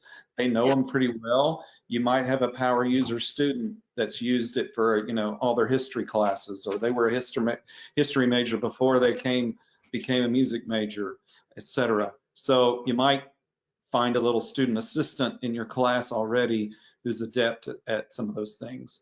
That's also in your private studio too, Alan. Yeah, if sure. you have a student that's really good and can set you up with a voicelessons.com account or help you upload things if you're too busy or overwhelmed, I bartered for that. I bartered for that with many a student. Exactly. Bartering's great. If you're thinking about a variety of things in your class, what I say is look at your syllabus, prioritize what is the most important content that you want to get across to your students in the next whatever period you think you're going to be using this mode heavily. And then, so first you're prioritizing the content, and then you're going to prioritize how can I best deliver that content? Do I already have lecture notes that I've already done? Do I have PowerPoints that I've already prepared? That maybe I could just narrate the PowerPoint and go back in and record a narration of the PowerPoint and save it and upload it. Well, that's pretty easy. If you want to do some video lectures, I recommend that you not think about it as a 50-minute class or a 60-minute class. Put it into chunks of 10 minutes or 15 minutes max and divide up your concepts. And that saves you a lot of time because, and just let me say this, some of you, just like you want your performance to be perfect on the recital stage, and it never is, your lecture that you record is not going to be perfect. There's going to be ums and ahs and whatever else in there. Don't fool yourself that your students don't hear those every week in your class already. Okay, they're there. You're just not paying attention to it that they're there. And then you go back and watch yourself in a recording and you're saying, oh, I got to do this over. Don't sweat it. Keep the content across, cover the material that you want to cover. So one reason I do recommend shorter lectures is because you can really mess up something once in a while. And if you're not a fancy video editor, then you feel like you got to start over. But you can do some video editing, and I bet your students can do that as well. So, record these small segments. One thing, even if you're not going to use YouTube, one thing YouTube does is it transcribes your video. It creates an automatic transcription of your video. So if you don't want to waste your time typing out something and then recording it, just make the recording and let YouTube transcribe it. Even if you're not going to share it from YouTube, which you can, of course, but if it's just a nice function of YouTube that you can go in and do that. And there's tutorials for that, and you can search for that and find that. You don't need me showing you how to do that. So, take those opportunities to find the important material and the best method to deliver it. If you're going to we've talked about making a video, we've talked about narrating PowerPoints you already have, or even just, putting your lecture notes up there. we can also talk about check-ins. Use some of these. All of your platforms probably have some kind of conferencing things connected to them. And we've talked about Zoom a lot. And actually, Zoom integrates with quite a few of these learning management systems. It's integrated into Blackboard. It integrates into Canvas. It's one of the main conferencing tools in Canvas. So, we've talked a lot about Zoom, so realize that that's integrated into several of these. So you're kind of killing two birds at one stone if you want to use that for some teaching and you want to use it for some of your classes. So if you're thinking about a check-in, think about maybe open office hours. I'm going to be, just like Eden said, I'm going to be here for warm up. I'm going to be here. This is my office hours from 9 to 11. I'm going to be on this Zoom link. And yes, so you're just sitting there doing your email or whatever until a student pops in and says, I need some help with this. I don't understand that. And you can do that. So having some online office hours is great, publishing those and making that easy for the student. When you're thinking about, recordings, things like that, make lists, make playlists on YouTube. You can do that with your own account. You can create all these playlists for your classes. You can make those accessible to your students. With one click, they can go to the playlist. You don't have to, copy and paste tons of individual links into a document. Just make it one click into the playlist.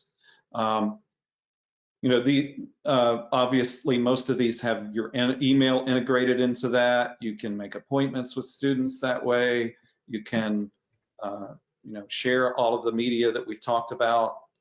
You can, of course, store documents in all of these platforms. You can, if you have a Google Drive, you can, link to those things and share those as well. So there really is a lot you can do. And you can use whatever, whether it's Zoom or whatever tool you want to use. You can have a variety of things with your class. Say you want to do coaching of foreign language diction. I teach foreign language diction, so I'm thinking, what am I going to do in the next, when I have to start teaching online in a couple of weeks? So we're dealing with things like, how am I going to coach a singer on their diction when I get to that? I've already, I already talked about, I can do some lectures. I can do a lot of different things. I can have them, I use Sherry Montgomery's books, and Sherry's been on here. I don't know if she's still here or not, but I have students do regular homework. They can just take a picture of their homework all completed and sit it and load it up into my Google Drive folder that I collect all the homework in, and I can have a different folder for every chapter in my book. So I can just set that up in there, and they can just dump their homework in there, and I can grade it and take a picture of it and turn it back to them, or just put it in the grade book. All of these also have grade books integrated into them, so we can build a grade book if we want to into those. We have some real power users of some of these platforms that are going to be in some of these Facebook groups. They've already developed whole courses. So I know that if you get in one of these groups, you will find a lot of quick help and people who are willing to share some of the things they've already done and already created. I know a lot of people within NATS teach foreign language diction, so Sherry and I are going to set up a GoToMeeting just to talk about teaching diction class using, a learning platform. So we're going to do that probably in the next week or so. And so, you just have to be creative. Everybody, all the people that are on this webinar, I know are fabulously creative people. We've gotten a different kind of challenge thrown in our face here to deal with, and we're gonna succeed. I also think there are some, one other app I'll mention to you, which I think is valuable, is Marco Polo. And you just look it up, download it. Marco Polo is a kind of a video social app where I want to have a video conversation instead of tapping all my texts with Michelle. I open my Marco Polo app and I make my little video on Marco Polo, and I'm connected with Michelle, and I say, hi Michelle, I hope you're having a great day. I'm glad you get to see my face. And I save it, and it goes right to Michelle, and maybe she's right there. Maybe she doesn't see it till tonight when she gets her kids in bed. But then she pulls up her Marco Polo app and she sees my message and she sends me one back. Maybe we're talking about a project. All right. So you can imagine, you should be able to immediately imagine the applications for that for your students. I'm having trouble with the B section of this aria. Let me sing this to you. And they sing it to you. And, you know, maybe they're doing it at 1 o'clock in the morning. All right, but you don't hear it until you get up the next morning, or whenever you set that you're going to answer those. But be communicative with your students and say, if you send me a Marco Polo video anytime between 9 p.m. and 6 a.m., I will get to it, after 8 a.m. or whatever times you want to set. Some of us, live kind of seemingly 24-hour lives, but and we don't mind answering things all the time, but other us want control over our lives right now, and we want to be able to partition off, time with our families or time just to do nothing. So make your schedule and make it known to your students, but it's a really nice app. And if you want to, in these times when we are thinking about distance and being away from our students and being so text driven, the Marco Polo app with video and being able to see your students or colleagues is a great way to communicate with one another. Now we have a lot of questions about Marco Polo app. Okay. Yeah. Is it We free? learned about it yesterday. Is it cost? It's probably. I can't remember. That's all Look right. it up. I just downloaded it. It didn't ask me for any money. Okay, Okay. it's free. Yeah. So yeah, it's just a really nice video app, I think. And I discovered it because my wife was using it with some friends. I didn't even know about it. And I immediately said, oh, that's cool, until it's late at night, she's having Voxer does conversations this. over there with her friends. Yeah, Voxer does this too. So Yeah. like the asynchronistic Yeah. teaching I love it. It's so helpful. It's so helpful because they're like in the moment of their practice, they're in their flow and they're like, hey, this is what I'm doing. And then you just listen to it, like you said, after you put your kids to bed. So this is a wonderful, as we end, and now Kari wants to end soon, to just talk about this opportunity, this crisis becoming an opportunity, not only to challenge our teaching skills, but also to reach an entire generation of people, kids specifically, where this is their native language. They're very comfortable here. This is their preferred mode of communication. So I really think it's an opportunity to reach a lot of people. I know I ragged on people not having a website before. I'm sorry if I offended anybody. If you want a website, it's a great time to make it, to reach out to people. As an independent teacher, I think it's very essential. The great thing about teaching online is also the worst thing about teaching online is that I have students in like 3 different time zones. If I allowed myself, I could teach at 6 in the morning and 1 in the morning. Right. Because when I'm going to bed, somebody else wants a lesson and wants to get up. People will find you if you make this part of your practice and this is part of your business model. There are people that want to study with you. So this would be a great opportunity to not only survive this crisis, but to expand your business model as well. I'll just say you don't have to be a high-tech asynchronous teacher either. Email check-ins. If you want to be a low-tech asynchronous teacher, things work. Email check-ins work. Emailing assignments directly to your students works. Creating a folder in Dropbox where students just deliver assignments to you. That is low-tech these days. They're not going to send them in the U.S. mail, but that's about the U.S. mail nowadays. Yeah. And I mentioned about taking pictures of assignments they have to do rather than, if it's a worksheet or something in a book that they're having to fill out. So, there are easy ways for you to make things much easier for yourself. And I just urge you not to get buried in the morass of, I said this on another webinar yesterday, of all the how-to videos. All right, just go start doing it. You will spend all your time trying to figure out how to do it by looking at 15 videos. I think we've given you the tools today to just kind of jump in there, get one of your colleagues who's having to do the same darn thing, so you're both on the same playing field. You're both going to make the same teach each other a voice lesson. How long has it been since you've had a voice lesson yourself? Well, you can have one with one of your colleagues right now, and just We're doing this. a thing or two. We're doing this I have all to the say, time. yes, taking a voice lesson from another colleague of mine online taught me so much about how to deliver a voice lesson online. It's really important to have that experience too. Yeah. Well, any final last words as I bring our chat to an end here today? We could go on for hours. We could do a part 2 of this in another week or two to lift people's spirit Probably. and move on to 2.0, because by then people will have had a chance to try it, and then maybe we could do more of a Q&A. I have to say, as the moderator of this forum for 9 years or something, it's killing me that I'm leaving questions on the table from 2 hours ago, that I usually get to every question, but it was overwhelming with 400 people on. And if I could give all 187 of you left a little ribbon for staying with us, I would. But I do want Oliver, who's the mascot of NATS, wants to stay calm and carry on. That's the motto right now. And if you're new to NATS chats, there's a yes, they're all recorded. If I never was asked that again, I'd be so happy.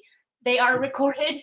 You can find them at nats.org under NATS chat, schedule and archive, or go to YouTube and type in NATS chat. And the next one is on social media. What's that? And we're all on social media, and we're all here to help you after this. And we all Yes. But let us stop and get a glass of wine first. And we're all in the NATS members only Facebook page. So you just type our name in any of the in members only. And I encourage you to, if you're on Facebook, join, like the NATS official page, all right, the page National Association of Teachers of Singing, the NATS members only page, and also the NATS chats Facebook page. And I think between those three, obviously you get some things twice, but you also get different conversations going on about a variety of things. And we're all active in those, and I'm grateful for everybody's participation and really jumping in here. We have just this amazing community of NATS people, and there's this wonderful expertise that we're able to display today and in different times. And if your question didn't get answered today, pop it on social media under our listing of the Facebook groups, and we'll start populating these Facebook groups. And we will be having some kind of NATS chat on converting addiction to online, and Sherry's already agreed to join me on that. And if there's another topic or two that you feel like after today you feel like we really should try to cover and that might benefit you, just send me an email or Kari an email or message us on Facebook. NATS chat Facebook page. And we'll do our best to kind of either put something together or put 2 or 3 topics together and get some information out there for people so they can know. And obviously we're recording this. It'll take about an hour probably for it to process, and then we will repost this on the page, on the Facebook pages, and then it'll be archived on the NATS chat webpage, which is at nats.org. And posted on social media, so you'll find it. Well, thank you guys. I hope to see you all April 19th, the next NATS chat, which will be with Joanne Bozeman and Kate Frazier-Neely, talking about singing through change, serving women through midlife, menopause, and beyond. And then the final of the year this May is Tom Burke. We'll be talking with Tom Burke as well, who has been a great help this last week. So maybe we'll do another emergency NATS chat. Alan and I will talk. Alan, thank you again for your incredible leadership. I mean, Yeah, makes me choke up. Thank you so much. Thank And you all. my guests, why don't you stay on for just a minute and we'll stop recording, say goodbye to our attendees, and thank you again for your attendance Bye. today. Bye, everyone. Have a great day. Bye-bye. You got this. Yeah.